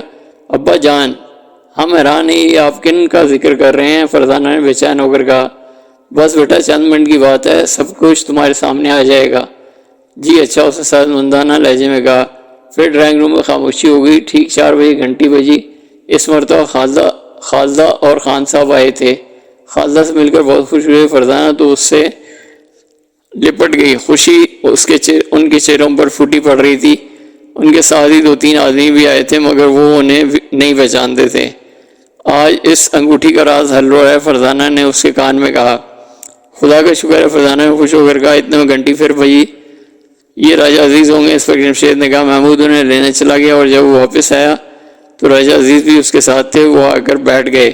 انسپکٹر جمشید نے کانسٹیبل سے کہا، خادم حسین تم جا کر اکرام کو بلا لاؤ، اس سے کہنا ابھی تنہا ہی آئے۔ جی اچھا، کانسٹیبل نے کہا اور اکرام کو بلانے چلا گیا۔ جلدی اکرام بھی وہاں موجود تھا۔ آخر انسپکٹر جمشید نے کہنا شروع کیا۔ اب جب کہ سب لوگ یہاں جمع ہو چکے ہیں، میں اصل معاملے کی طرف آتا ہوں۔ دراصل کہانی یہ ہے کہ خالدہ کے والد سردار احمد خان بہت دولت مند تھے۔ ایک بار وہ نیروبی گئے، انہوں نے وہاں ربڑ کے درختوں کا ایک جنگل خرید لیا، جہاں وہ کئی سال رہے اور خوب منافع کمایا۔ یہ اپنی دولت وہیں جمع کرتے رہے، یہاں تک کہ دولت کروڑوں روپے تک جا پہنچی۔ یہ ساری دولت انہوں نے ایک بینک میں جمع کرا دی، وہاں چند ایماندار ملازم چھوڑے اور واپس آ گئے، لیکن آنے سے پہلے بینک والوں کو اپنی انگوٹھی سے مہر لگا کر دے آئے تھے۔ انگوٹھی وہ چھوٹی انگلی میں پہنے رہتے تھے۔ انہوں نے بینک والوں سے کہا کہ ان کی ایک بیٹی ہے، جب وہ جوان ہو جائے گی تو یہ مہر لگا کر دیکھ لیجیے گا، اگر دونوں مہریں آپس میں مل جائیں تو سارا حساب کتاب اس کے حوالے کر دیں۔ بینک والوں کو بھلا کیا اعتراض ہو سکتا تھا؟ سردار احمد خان صاحب تو وطن واپس آ گئے، لیکن ربڑی کاشت سے ہر سال جو منافع ہو رہا تھا وہ بینک میں جمع ہوتا رہا۔ سردار احمد خان جب تک زندہ رہے نیروبی بینک اور ان کے ملازموں سے خط و کتابت کرتے رہے، لیکن یہ راز انہوں نے یہاں کسی کو نہیں بتایا۔ پھر بھی انہیں کسی نہ کسی کو تو بتانا ہی پڑا کہ وہ خالدہ تو ابھی چھوٹی تھی۔ خان صاحب کو بتاتے ہوئے انہیں ڈر لگتا تھا، دراصل سردار احمد خان دل کے مریض سے، دل کا دورہ انہیں کئی بار پڑ چکا تھا، اس لیے انہوں نے اپنی زندگی کا کوئی بھروسہ نہیں تھا۔ وہ ڈرتے تھے کہ اگر یہ راز اپنے بھائی کو بتا دیے کہ وہ خود ان کی بیٹی کی دولت حاصل نہ کر لیں۔ کافی دن تک وہ اس فکر میں ہے کہ آخر بتائیں تو کسے بتائیں۔ وہ ایک ایسا آدمی چاہتے تھے جو ان کی بیٹی کی ہر طرح مدد کرے اور وقت آنے پر خود جا کر اسے اس کا حق دلا دے۔ ایسے ان کی نظر اپنے ایک دوست پر پڑی۔ انہوں نے سوچا ایسے معاملے میں دوست سے زیادہ کسی پر اعتبار نہیں کیا جا سکتا، چنانچہ انہوں نے اپنے دوست سے بات کی۔ دوست تیار ہو گیا۔ اسی وقت اس دوست کے ذہن میں کوئی بات نہ تھی، لیکن سردار صاحب کے مرنے کے بعد اس کا ایمان ڈول گیا۔ اس نے سوچنا شروع کر دیا کہ خالدہ کے پاس تو یہاں بھی کافی دولت ہے، وہ اتنی دولت کا کیا کرے گی، کیوں نہ نیروبی والی دولت حاصل کر لے۔ یہ خیالات اس کے ذہن میں پلتے رہے، پکتے رہے، اور آخر اس نے اس دولت کو حاصل کرنے کی ترکیب سوچ لی۔ انسپکٹر جمشید یہاں تک کہہ کر رک گئے۔ ابا جان، اس دوست کا نام آپ نے نہیں بتایا، فرزانہ نے بے چینی سے کہا۔ میں ابھی سب کچھ بتاتا ہوں، میں ہر ایک کی وضاحت کروں گا اور ثبوت بھی پیش کروں گا۔ میں نے اس کیس کا ہر طرح سے جائزہ لیا ہے، معلومات پوری طرح حاصل کی ہیں۔ آپ سب کو یوں ہی نہیں بلایا، آپ تو ہاں تو میں کہہ رہا تھا کہ سردار احمد خان کے دوست نے ان کی بیٹی کی نیروبی بینک میں جمع دولت پر قبضہ کرنے کا منصوبہ بنا لیا۔ وہ موسم گرما میں اعظم گڑھ جانے کا شوقین تو تھا ہی، ادھر خان صاحب بھی وہاں جاتے رہتے تھے۔ اتفاق ایسا ہو کہ اس مرتبہ خان صاحب خالدہ بھی ساتھ لے گئے تھے۔ سردار احمد خان کے دوست کو یہ بات معلوم ہو گئی۔ اچانک ہی اس کے ذہن میں یہ بات آئی کہ کیوں نہ اس منصوبے پر اعظم گڑھ کی پہاڑیوں پر عمل کیا جائے، وہاں شہر کا ہنگامہ بھی نہیں ہوگا، پرسکون جگہ ہوگی، سکون سے کام ہو جائے گا۔ سوچا اس نے یہ تھا کہ خالدہ کی انگلی سے کسی طرح انگوٹھی حاصل کر لی جائے۔ اعظم گڑھ پہنچ کر اس نے مون لائٹ ہوٹل کمرہ نمبر 35 میں قیام کیا۔ اس ہوٹل میں 3 بدماش انور، رشید اور شریف روزانہ آتے تھے۔ اسے کسی نے ان کے بارے میں بتایا، یہ انہیں اپنے کمرے میں لے گیا اور انہیں اس کام پر آمادہ کیا وہ کسی نہ کسی طرح خالدہ کی انگلی سے انگوٹھی اتار لائیں اور اس کے بدلے میں وہ انہیں 25,000 روپے دے گا۔ تینوں بہت حیران ہوئے۔ ایک انگوٹھی کے بدلے 25,000 کی رقم حیران کرنے کے لیے کافی تھی، لیکن انہیں 25,000 روپے حاصل کرنے کی پڑ گئی۔ انہوں نے زیادہ سوچنے کی ضرورت نہ محسوس کی۔ سردار احمد کے دوست نے انہیں اس کوٹھی کا پتہ ہی بتا دیا جس میں خان صاحب رہا کرتے تھے، اور خالدہ کا حلیہ بھی انہیں بتا دیا۔ تینوں اس کوٹھی کے آس پاس منڈلانے لگے۔ دوسرے دن انہیں خالدہ گھر سے نکلتی نظر آئی۔ وہ سمجھ گئے کہ لڑکی یہی ہے۔ انہوں نے اس کی انگلی میں انگوٹھی بھی دیکھ لی تھی۔ وہ احتیاط سے خالدہ کا تعاقب کرنے لگے۔ خالدہ سیر کے گھر سے نکلی تھی۔ جب یہ کوٹھی سے کافی دور پہاڑیوں کی درمیان پہنچ گئی تو انہوں نے اسے رکنے کے لیے کہا۔ خالدہ خوفزدہ ہو کر بھاگ گئی۔ وہ تینوں بھی اس کے پیچھے دوڑ پڑے۔ یہی وہ منظر تھا جو فرزانہ نے دوربین سے دیکھا تھا۔ وہ یہ سمجھی تھی کہ یہ لوگ شاید آنکھ پچولی کھیل رہے ہیں۔ انہوں نے خالدہ کو پکڑ لیا اور انگوٹھی اس کی انگلی سے اتار لی، لیکن اتنی دیر میں یہ تینوں وہاں پہنچ چکے تھے۔ ان میں سے ایک کے پتھر دے مارا۔ یہ بدباد ہو کر وہاں سے بھاگے۔ ادھر میں بھی دوربین میں سارا منظر دیکھ رہا تھا۔ جب میں نے انہیں انگوٹھی نکالتے ہوئے دیکھا تو میں بھاگ کھڑا ہوا اور راستہ کاٹ کر ان کے سامنے آ گیا۔ میں نے کرائے کے مکان کے بارے میں پوچھنے کے بہانے شریف سے ہاتھ ملایا اور انگوٹھی اس کی جیب سے اڑا لی۔ اس کے فرشتوں کو بھی خبر نہ ہوئی۔ اس کے بعد ان کے بجائے میں ہوٹل مون لائٹ میں ہیٹ والے سے ملنے گیا جو کہ سردار احمد کا دوست ہی تھا۔ اس وقت بھی وہ ہیٹ اوڑے ہوئے تھا اور اینک لگائے ہوئے تھا۔ میں نے اسے غور سے دیکھا۔ اس نے مجھ پر پستول تان لیا اور پھر کسی نے مجھ پر حملہ کر دیا۔ میں بے ہوش ہو گیا۔ بہرحال وہ مجھ سے انگوٹھی حاصل نہ کر سکا۔ وہ شروع سے آخر تک میرے پاس ہی رہی۔ یہ کہہ کر انسپکٹر جمشید ایک بار پھر خاموش ہو گئے۔ ابا جان، آپ نے ابھی تک یہ نہیں بتایا کہ اس دوست کا نام کیا ہے؟ محمود نے پوچھا۔ میں اب اسی طرف آ رہا ہوں اکرام، تم پہلے ان تینوں کو لے آؤ، سمجھ گئے؟ انہوں نے عجیب سے انداز میں کہا۔ جی ہاں، اچھی طرح سمجھ گیا، ابھی حاضر ہوتا ہوں۔ یہ کہہ کر اکرام گھر سے باہر چلا گیا۔ آپ نے کن تینوں کو بلایا ہے؟ بس تھوڑی دیر صبر کرو۔ وہ خاموش ہو گئے، سوچ رہے تھے کہ ابھی انکل اکرام ہیٹ والے کو لے کر آتے ہوں گے۔ اچانک خان صاحب بولے، یہ بات میری سمجھ میں نہیں آئی کہ آپ نے ہمیں کیوں بلایا ہے؟ کیا آپ نہیں چاہتے کہ خالدہ کی دولت کو ہتھیانے کی کوشش کرنے والا گرفتار ہو جائے؟ ضرور چاہتا ہوں، لیکن وہ کہاں ہے؟ آخر آپ اسے کیسے گرفتار کر رہے ہیں؟ خان صاحب نے پریشان ہو کر پوچھا۔ ابھی چند منٹ بعد سب کچھ آپ کے سامنے آ جائے گا۔ میری سمجھ ابھی تک یہ بات نہیں آئی کہ آپ نے مجھے کیوں بلایا ہے؟ راجہ عزیز احمد وکیل نے پوچھا۔ آپ سردار احمد خان کے وکیل رہے ہیں، آپ کی موجودگی بھی ضروری ہے، انسپکٹر جمشید کہتے ہوئے مسکرائے۔ اس وقت ڈرائنگ روم کا دروازہ کھلا اور دوسری لمحے خالدہ، محمود، فاروق اور فرزانہ بری طرح چونکے۔ اکرام کے ساتھ جو 3 آدمی اندر داخل ہوئے تھے وہ انور، رشید اور شریف تھے۔ مجرم کون؟ وہ انہیں دیکھ کر حیرت زدہ رہ گیا۔ ان کے وہم و گمان میں بھی نہیں تھا کہ انسپکٹر جمشید ان تینوں کو بلایا ہے۔ یہ ہیں وہ 3 بدماش جنہوں نے خالدہ کی انگلی سے انگوٹھی اتاری تھی۔ اب میں ان تینوں سے ایک سوال کرتا ہوں۔ یہ کہہ کر انہوں نے ان کی طرف مڑے۔ تینوں ابھی تک ڈرائنگ روم کے فرش کے بیچوں بیچ کھڑے تھے۔ میں تم سے صرف یہ پوچھنا چاہتا ہوں کہ ہوٹل مون لائٹ کے کمرہ نمبر 35 میں تمہیں جو ہیٹ والا تھا وہ اس کمرے میں موجود وہ کون سا شخص ہے؟ کیا ان سب کے منہ سے نکلا؟ تو کیا وہ ہیٹ والا اس کمرے میں موجود ہے؟ فاروق نے حیرت لہجے میں کہا۔ وہ ہیٹ والا کمرے میں نہیں، انور کے منہ سے نکلا۔ تینوں سب کو بغور دیکھ رہے تھے۔ کمرے میں اس وقت چونکہ 2-3 آدمی ایسے تھے جنہوں نے جنہیں انہوں نے آج سے پہلے کبھی نہیں دیکھا تھا، اس لیے محمود فاروق اور فرزانہ کی نظریں زیادہ تر ان پر جمی ہوئی تھیں اور وہ سوچ رہے تھے کہ ضرور ان میں سے کوئی ایک مجرم ہے۔ مجرم میں خالدہ کے والد کو دوست تھا۔ ہاں رشید، تم کیا کہتے ہو؟ ان سب میں وہ ہیٹ والا موجود ہے یا نہیں؟ جی نہیں، ان میں موجود نہیں ہے۔ شریف، تمہارا کیا خیال ہے؟ سر، میرا بھی یہ خیال ہے، ہیٹ والا یہاں موجود نہیں ہے۔ اچھی بات ہے محمود، میرے کمرے کی الماری میں ایک ہیٹ اور اینک موجود ہے، ذرا اٹھا لو۔ جی اچھا، محمود نے کہا اور تیزی سے باہر نکل گیا۔ واپس آیا تو اس کے ہاتھ میں ہیٹ اور اینک تھے۔ انسپکٹر نے دونوں چیزیں اس کے ہاتھ سے لیں، اپنی جگہ سے اٹھے اور بولے، اب میں ایک شخص کے سر پر ہیٹ اور آنکھوں پر اینک لگاؤں گا، تم غور سے دیکھ لینا اور پھر بتانا آیا وہی تم سے مون لائٹ ہوٹل کمرے میں ملا تھا۔ یہ کہہ کر انسپکٹر جمشید ٹہلنے والے انداز میں ان تینوں آدمی کی طرف بڑھے جنہیں وہ نہیں جانتے تھے۔ سب کی نظریں ان پر جم گئیں، دل دھک دھک کرنے لگے۔ وہ یہ سوچ رہے تھے نہ جانے ان تینوں میں سے کون ہیٹ والا ہے۔ انہیں یہ دیکھ کر اور بھی حیرت ہوئی، وہ تینوں پرسکون انداز میں بیٹھے ہوئے تھے۔ انسپکٹر جمشید کو اپنی طرف بڑھتے دیکھ کر بھی ان کے سکون میں کوئی فرق نہ آیا۔ انسپکٹر جمشید چلتے چلتے اچانک لڑکھڑا گئے۔ انہوں نے خود کو گرنے سے بچانے کے لیے راجہ عزیز کا سہارا لیا اور پھر اچانک ان سب نے دیکھا کہ ہیٹ اور اینک راجہ عزیز لگائے ہوئے تھا۔ انسپکٹر جمشید نے بلی اس طرح سے ہی کام کیا تھا، وہ جان بوجھ کر لڑکھڑائے تھے۔ وہ سب پہنچ کے رہ گئے۔ اسی وقت انور، رشید اور شریف ایک ساتھ چیخے، وہ ہیٹ والا یہی تھا کیا؟ ان سب کے منہ سے نکلا، ہاں، ان تینوں کو راجہ عزیز احمد نے انگوٹھی حاصل کرنے میں آمادہ کیا تھا، یہی تھے وہ ہیٹ اور اینک لگا کر ان سے ملے تھے اور پھر مجھ سے بھی ملاقات کی تھی۔ انہوں نے خالدہ کی دولت پر قبضہ جمانے کا منصوبہ بنایا تھا کیونکہ یہ سردار احمد خان کے دوست بھی تھے اور ان کے وکیل بھی تھے۔ یہی وہ دوست تھے جنہیں سردار احمد خان نے نہروی کا راز بتا دیا تھا کیونکہ انہیں ان پر اعتبار تھا۔ اگر انہیں اعتبار نہ تھا تو خان صاحب پر، اور یہی ان کی سب سے بڑی غلطی تھی۔ دراصل خان صاحب تو بہت ہی اچھے آدمی ہیں اور ایماندار بھی واقع ہوئے ہیں اور خالدہ کو باپ کی طرح آج بھی چاہتے ہیں اور اپنے بھائی کی زندگی میں بھی چاہتے تھے، جبکہ سردار احمد ایسا نہیں سمجھتے تھے۔ یہی وہ مجرم ہے جس نے یہ سارا چکر چلایا۔ یہ غلط ہے، مجھ پر سراسر بہتان ہے، میرے اس واقعے سے کوئی تعلق نہیں ہے، راجہ عزیز نے چلا کر کہا۔ یہ بالکل ٹھیک ہے، انسپکٹر جمشید مسکرائے۔ تمہارے پاس کیا ثبوت ہے؟ اس نے پھر چیخ کر کہا، بغیر ثبوت کے تو کبھی کس مجرم کو پکڑا نہیں کرتا۔ میں نے جو کچھ کہا ہے یہ ثابت بھی کروں گا۔ تم کبھی بھی عدالت میں یہ بات ثابت نہیں کر سکو کہ وہ ہیٹ والا میں تھا، راجہ عزیز نے غرا کر کہا۔ تم خوش فہمی میں مبتلا ہو، میں تو اسی وقت یہ بات ثابت کر دوں گا۔ میں جانتا ہوں تم وکیل اور بچالاک بھی، اس لیے میں نے پہلے ہی تمہارا پکا بندوبست کر رکھا ہے۔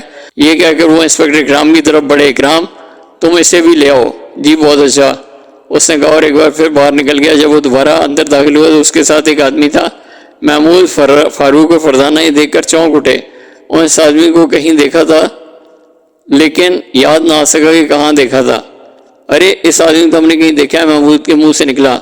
ہاں دیکھا ضرور ہے، مگر یاد نہیں آ رہا کہ کہاں دیکھا ہے، فاروق بولا۔ میری بھی عقل حیران ہے، فرزانہ نے حیران ہو کر کہا۔ سوچو، ذہن پر زور دو، یہ کون ہے؟ تم نے اسے کہاں دیکھا ہے؟ انسپکٹر جمشید نے مسکرا کر کہا۔ اچانک فرزانہ کے ذہن میں بجلی گوندی، اس نے چلا کر کہا، او مجھے یاد آ گیا، تو انوار بیگ ہے۔ ارے ہاں، ہوٹل مون لائٹ کا مالک، محمود کے منہ سے نکلا۔ بالکل ٹھیک سمجھے۔ ہاں مرزا صاحب، تم اس ہیٹ اور اینک والے کو دیکھ رہے ہو نا؟ کیا یہ وہی ہے تمہارے ہوٹل کے کمرے نمبر 35 میں ٹھہرا تھا؟ جی، مرزا انور بیگ نے بوکھلا کر کہا۔ پہچانو اسے، یہ وہی ہے نا؟ جی ہاں وہی ہے، اس نے ہچکچاتے ہوئے کہا۔ لیجیے رائے صاحب، یہ آپ کے خلاف دوسرا ثبوت ہے، انسپکٹر جمشید نے مسکرا کر کہا۔ اس کی گواہی سے بھی کچھ نہیں بنے گا، میں جانتا ہوں تمہارے پاس میرے خلاف کوئی ٹھوس ثبوت نہیں ہے، راجہ عزیز نے پرغرور لہجے میں کہا۔ تو تمہارا خیال ہے کہ تمہارے خلاف ان دو ثبوتوں کے ہوتے ہوئے تم پر مقدمہ نہیں چلایا جا سکتا؟ انسپکٹر جمشید نے کچھ سوچتے ہوئے کہا۔ ہاں، میں ایک وکیل ہوں، سرکاری کیس کی دھجیاں اڑا دوں گا، اس نے کہا۔ میرا بھی یہ خیال تھا کہ شاید میں اس طرح تمہیں سزا نہیں دلا سکوں گا، انسپکٹر جمشید نے مایوس ہو کر کہا۔ ہاں تم ہار گئے، میں جیت گیا، تمہاری ساری عقل مندی اور ہوشیاری دھری کی دھری رہ گئی۔ تمہیں میرے خلاف کوئی قدم اٹھاتے ہوئے یہ ضرور سوچ لینا چاہیے تھا کہ میں ایک چوٹی کا وکیل ہوں اور تمہارے قابو میں اتنی آسانی سے نہیں آؤں گا، اس نے مذاق اڑانے والے انداز میں کہا۔ واقعی میں بہت بڑی غلطی کی، انسپکٹر جمشید بیچارگی سے بولے۔ محمود، فاروق اور فرزانہ نے حیران ہو کر دیکھا کیونکہ انہوں نے آج تک اس قسم کے موقعوں پر انہیں دل ہارتے نہیں دیکھا تھا۔ وہ تو جب بھی کسی مجرم پر ہاتھ ڈالتے تھے تو خوب سوچ سمجھ کر ڈالا کرتے تھے، اس طرح کہ کوئی مجرم کسی طرح بچ نہ سکے۔ تو پھر مجھے اجازت ہے، تم نے مجھے بلا کر تکلیف ہی دی، راجہ عزیز نے کہا۔ جی ہاں مجھے بہت افسوس ہے، لیکن ایک بات رہی جاتی ہے۔ اچانک انسپکٹر جمشید بولے، کیا مطلب، کون سی بات رہی جاتی ہے؟ ہوٹل مون لائٹ کے کمرہ نمبر 35 میں انگلیوں کے کچھ نشانات ملے ہیں جو آپ کی انگلیوں کے ہیں۔ بالکل غلط، میں تو وہاں آستوں پر دستانے پہن کر گیا تھا۔ راجہ عزیز کے منہ سے غیر ارادی طور پر نکل گیا، بہت خوب، تو آپ وہاں گئے تھے اور دستانے پہن کر گئے تھے؟ انسپکٹر جمشید مسکرائے، میرے یہ کہنے سے کوئی فرق نہیں پڑتا، میں یہ بیان عدالت میں تو نہیں دے رہا۔ اس نے لاپرواہی سے کہا، اکرام راجہ عزیز کو گرفتار کر لو۔ انہوں نے کیا کر اپنے جرم کا اقرار کر لیا ہے کہ ہوٹل مون لائٹ کے کمرہ نمبر 35 میں ہاتھوں پر دستانے پہن کر گئے تھے۔ کیا مطلب؟ اس نے گھبرا کر کہا، مطلب یہ کہ اس کمرے میں آپ نے جو گفتگو کی ہے وہ سب کی سب ٹیپ ہو چکی ہے۔ آپ کے یہ وکیل صاحب کیا خیال ہے؟ انسپکٹر جمشید نے مسکرا کر کہا، پھر اکرام کی طرف مڑے، اکرام تم نے سنا نہیں؟ انہیں گرفتار کر لو۔ جی بہت بہتر، اکرام نے کہا، ہتھکڑیاں لے کر عزیز کی طرف بڑھا۔ پھر سب چونک گئے، ایک گرجدار آواز کمرے میں گونجی، خبردار کوئی اپنی جگہ سے حرکت نہ کرے۔ ان الفاظ کے ساتھ ہی انہیں راجہ عزیز کے ہاتھ میں نیلے رنگ کا ایک پستول نظر آیا۔ اپنے ہاتھ اوپر اٹھا دو۔ اس کے ساتھ ہی وہ اچھل کر اپنی جگہ سے کھڑا ہو گیا۔ نالی کا رخ ان سب کی طرف تھا، پورے کمرے میں اس کی نظریں گردش کر رہی تھیں۔ یہ دیکھ کر وہ سب ایک لمحے کے لیے دم بخود رہ گئے۔ ان کے گمان میں بھی نہیں تھا کہ راجہ عزیز اس طرح ان پر پستول بھی تان سکتا ہے۔ بہت خوب، یہ ہوئی نا بات، تم نے اپنے مجرم ہونے کا ایک اور ثبوت دے دیا۔ انسپکٹر جمشید کے جملے جیسے ان سب کو ہوش کی دنیا میں واپس لے آیا۔ خاموش، کوئی کچھ نہ بولے ورنہ میں بہترین فائرنگ کر دوں گا، اس نے کہا۔ بہت خوب، یہ ہوئی نا بات، ہمارے ہی گھر میں اور ہمیں ہی میاں فاروق مسکرایا۔ میرے ہاتھ میں کوئی کھلونا نہیں ہے، پستول ہے۔ محمود نے اس کا جملہ جلدی سے مکمل کر دیا۔ ہم اچھی طرح جانتے ہیں کھلونا نہیں بلکہ پستول ہے۔ اس قسم کے پستولوں سے ہمارا پہلے بھی واسطہ پڑتا رہا ہے، اس لیے تم خواہ ہمیں ڈرانے کی کوشش نہ کرو۔ بکو مات، تم بہت بدتمیز ہو۔ خیر، میں کسی موقع پر تم تینوں سے سمجھوں گا۔ میں اب جا رہا ہوں، اگر کسی نے مجھے روکنے کی کوشش کی تو گولی سے اسے سر اڑا دوں گا۔ اس نے دروازے کی طرف قدم بڑھاتے ہوئے کہا، تو کیا تم واقعی جا رہے ہو؟ فاروق نے بوکھلا کر کہا، نہیں، یہ تو یہ مذاق کر رہا ہے، یہ یہاں سے کہاں جائے گا؟ محمود نے کہا، یہ بری بات ہے، بڑوں سے اس انداز میں گفتگو نہیں کرنی چاہیے۔ یہ تو دراصل ہمارا دل بہلا رہے ہیں۔ فرزانہ نے ان دونوں کو ڈانٹا۔ راجہ عزیز نے تینوں کو کھا جانے والی نظروں سے گھورا، پھر دروازے کی طرف قدم اٹھانے لگا۔ اسی وقت محمود کا ہاتھ نیچے جھک گیا اور جیب میں رینگ گیا۔ راجہ عزیز نے گرج کر کہا، خبردار، ہاتھ اوپر اٹھائے رکھو۔ لیکن اتنی دیر میں محمود جیب میں ہاتھ ڈال چکا تھا۔ بے فکر رہو، میری جیب میں کوئی پستول نہیں، میں اس قسم کی خوفناک چیزیں جیبوں میں نہیں رکھتا، اور وہ بھی اپنے ہی گھر میں۔ دراصل تم نے گولی مارنے کی دھمکی دی تو میں نے سوچا تو مجھے مٹھائی کی گولی یاد آ گئی۔ دیکھو میرے ہاتھ میں تو صرف ایک ٹافی ہے، اب تم کہو تو میں اسے کھا لوں۔ بکواس نہ کرو، اس نے چلا کر کہا۔ ویسے اس کے ہاتھ میں ٹافی دیکھ کر وہ مطمئن ہو گیا تھا۔ جی بہت اچھا، نہیں بکتا، لیکن ٹافی تو کھا سکتا ہوں نا۔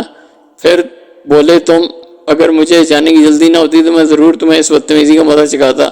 تو آپ کو جلدی ہے، آپ نے پہلے کیوں نہیں بتا دیا؟ محمود نے کہتے ہوئے ٹافی کا کاغذ اتارنا شروع کر دیا۔ راجہ عزیز نے اس کی طرف کوئی توجہ نہ دی اور اس وقت محمود برابر کہے جا رہا تھا، مجھے افسوس ہے اس وقت میرے پاس کوئی اور گولی نہیں ہے، ورنہ میں ایک گولی تو ضرور تمہیں بھی دیتا۔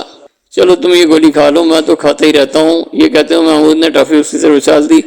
راجہ عزیز نے ٹافی کی طرف آنکھ اٹھا کر بھی نہ دیکھا، وہ تو دروازے کی طرف جا رہا تھا۔ اچانک ٹافی اس کے پیروں کے پاس گری اور ایک زبردست دھماکے کے ساتھ پھٹ گئی۔ اس کے منہ سے ایک بھیانک چیخ نکلی۔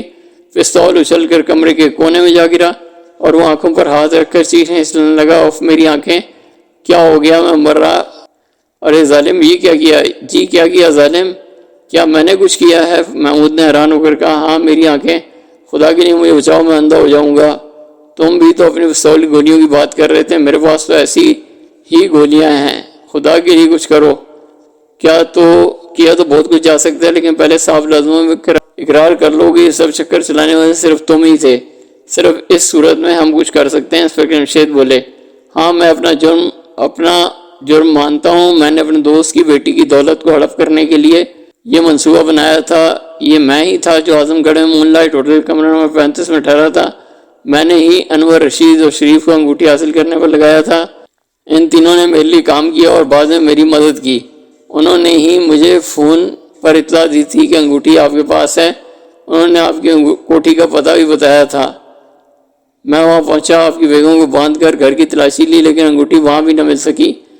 میں یہ سب تسلیم کرتا ہوں، اپنے جرم کا اقرار کرتا ہوں، میری آنکھوں کا کچھ کرو۔ ہاں ضرور اکرام، پانی کا گلاس لے کر اس کی آنکھوں میں چھینٹا مارو، یہ ٹھیک ہو جائے گا۔ جی اچھا، اکرام بولا۔ راجہ عزیز کی آنکھوں میں جو ہی پانی لگا وہ پرسکون ہو گیا، یوں لگا جیسے وہ اس کی آنکھوں کو کچھ ہوا ہی نہیں تھا۔ اتنی دیر میں اکرام اس کے ہاتھوں میں ہتھکڑی لگا چکا تھا۔ تھوڑی دیر بعد وہ سب اطمینان سے بیٹھے اس کیس پر باتیں کر رہے تھے۔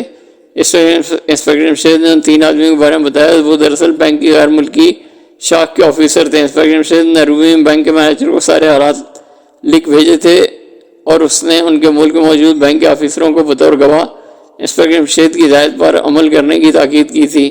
باتوں کے دوران فاروق نے یہ سوال اٹھایا، ابا جان یہ بات تو سمجھ میں آ گئی، انگوٹھی سردار خان کی تھی، لیکن خالدہ کی انگلی میں اتنی تنگ کیوں تھی؟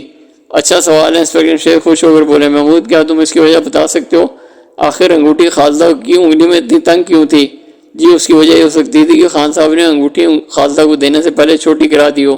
انسپکٹر جمشید کو ہنسی آ گئی۔ آخر انہوں نے کہا، فرزانہ تم کیا کہتی ہو؟ خالدہ کے والد انگوٹھی کو چھوٹی انگلیاں پہنتے رہے ہوں گے، اس لیے وہ خالدہ کی درمیانی انگلی میں فٹ آ گئی ہوگی۔ بالکل ٹھیک، یہی بات ہے۔ اوہ، محمود اور فاروق کے منہ سے نکلا۔ اچھا یہ بتائیے آپ کو نروی حالات کس طرح معلوم ہو گئے؟ فرزانہ نے کہا، میں نے وہاں کے محکمہ سراغ رسانی کے انسپکٹر کو تار دیا تھا، وہ میرا دوست ہے، اس نے تمام معلومات حاصل کی، بینک جا کر مینیجر سے ہی ملا، اسے سارے حالات بتائے، اس کے بعد کل حالات کا جان لینا میرے لیے کچھ مشکل نہ تھا۔ مون لائٹ ہوٹل میں راجہ عزیز کو ہیڈ والے کی شکل میں دیکھ چکا تھا۔ میں نے اس وقت ناگ اور تھوڑی کو غور سے دیکھا تھا۔ پھر جب میں اس سے ملنے گیا تو اس کے دفتر میں گیا تو مجھے یہ سمجھنے دیر نہ لگی کہ ہیڈ والا وہی تھا۔ بہت خوب، تو یہ کیس ختم ہوا؟ خان صاحب نے سکون کا سانس لیتے ہوئے کہا۔ اب وہ انگوٹھی خان صاحب کے حوالے کرتا ہوں، جب تک خالدہ بڑی ہو جائے تو وہ اسے نروی لے جائیں اور اس کا حق اس سے دلا دیں۔ یوں بھی خان صاحب اس بھری دنیا میں تنہا ہیں، انہیں خالدہ کی دولت ہتھیانے کی ضرورت بھی کیا ہے؟ انسپکٹر جمشید نے کہا، بلکہ میں تو کہتا ہوں کہ آپ یہ انگوٹھی کو اپنے پاس رکھ لیں، آپ اس کی مجھ سے بہتر حفاظت کر سکتے ہیں۔ نہیں، اس کی کیا ضرورت ہے؟ انسپکٹر جمشید نے انکار میں سر ہلا کر کہا، میں بہت سنجیدگی سے بات کر رہا ہوں، ہو سکتا ہے میں اس انگوٹھی کی حفاظت نہ کر سکوں، اس لیے کیوں نہ آپ ہی اسے اپنے پاس رکھ لیں؟ خان صاحب نے کہا، تو پھر ایسا کرنے میں اسے کسی بینک میں محفوظ کرا دیتے ہیں۔ انسپکٹر جمشید نے نئی تجویز پیش کی۔ یہ ٹھیک رہے گا، خان صاحب خوش ہو کر بولے، لیکن اس کیس میں ہمیں کیا ملا؟ فاروق نے برا سا منہ بنا کر کہا، فکر نہ کرو، میں تم تینوں کو پوری 100 سونے کی انگوٹیاں تحفے میں دوں گی۔ خالدہ نے مسکرا کر کہا، 100 انگوٹیاں؟ فاروق نے حیران ہو کر کہا، بھلا اتنی انگوٹھیوں کا ہم کیا کریں گے؟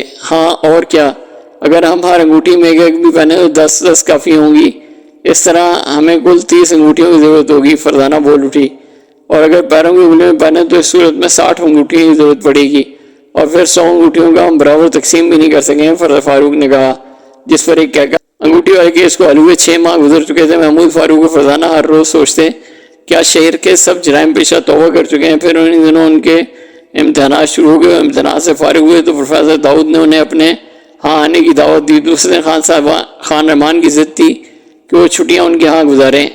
دونوں معاملہ 2 ملاؤں کے درمیان مرغی حرام والا تھا۔ آخر اس کا فیصلہ پھر انسپکٹر جمشید پر چھوڑ دیا گیا۔ انہوں نے فیصلہ کیا کہ پہلے ایک ہفتہ تینوں پروفیسر داؤد کے یہاں رہیں گے اور اس کے بعد 1 ہفتہ خان صاحب کے۔ اس فیصلے کو منظور کر لیا گیا۔ تینوں پروفیسر انکل کے یہاں پہنچے تو انہوں نے رازدارانہ انداز میں کہا، کیا تم جانتے ہو میں تمہیں یہاں آنے کی دعوت کیوں دی ہے؟ جی کیا مطلب؟ اس کی کوئی خاص وجہ ہے؟ فاروق نے حیران ہو کر کہا، ہاں میں ان دنوں شیشے کے باکس والے فارمولے پر کام کر رہا ہوں۔ شیشے کا باکس؟ ایک ساتھ ان کے منہ سے نکلا۔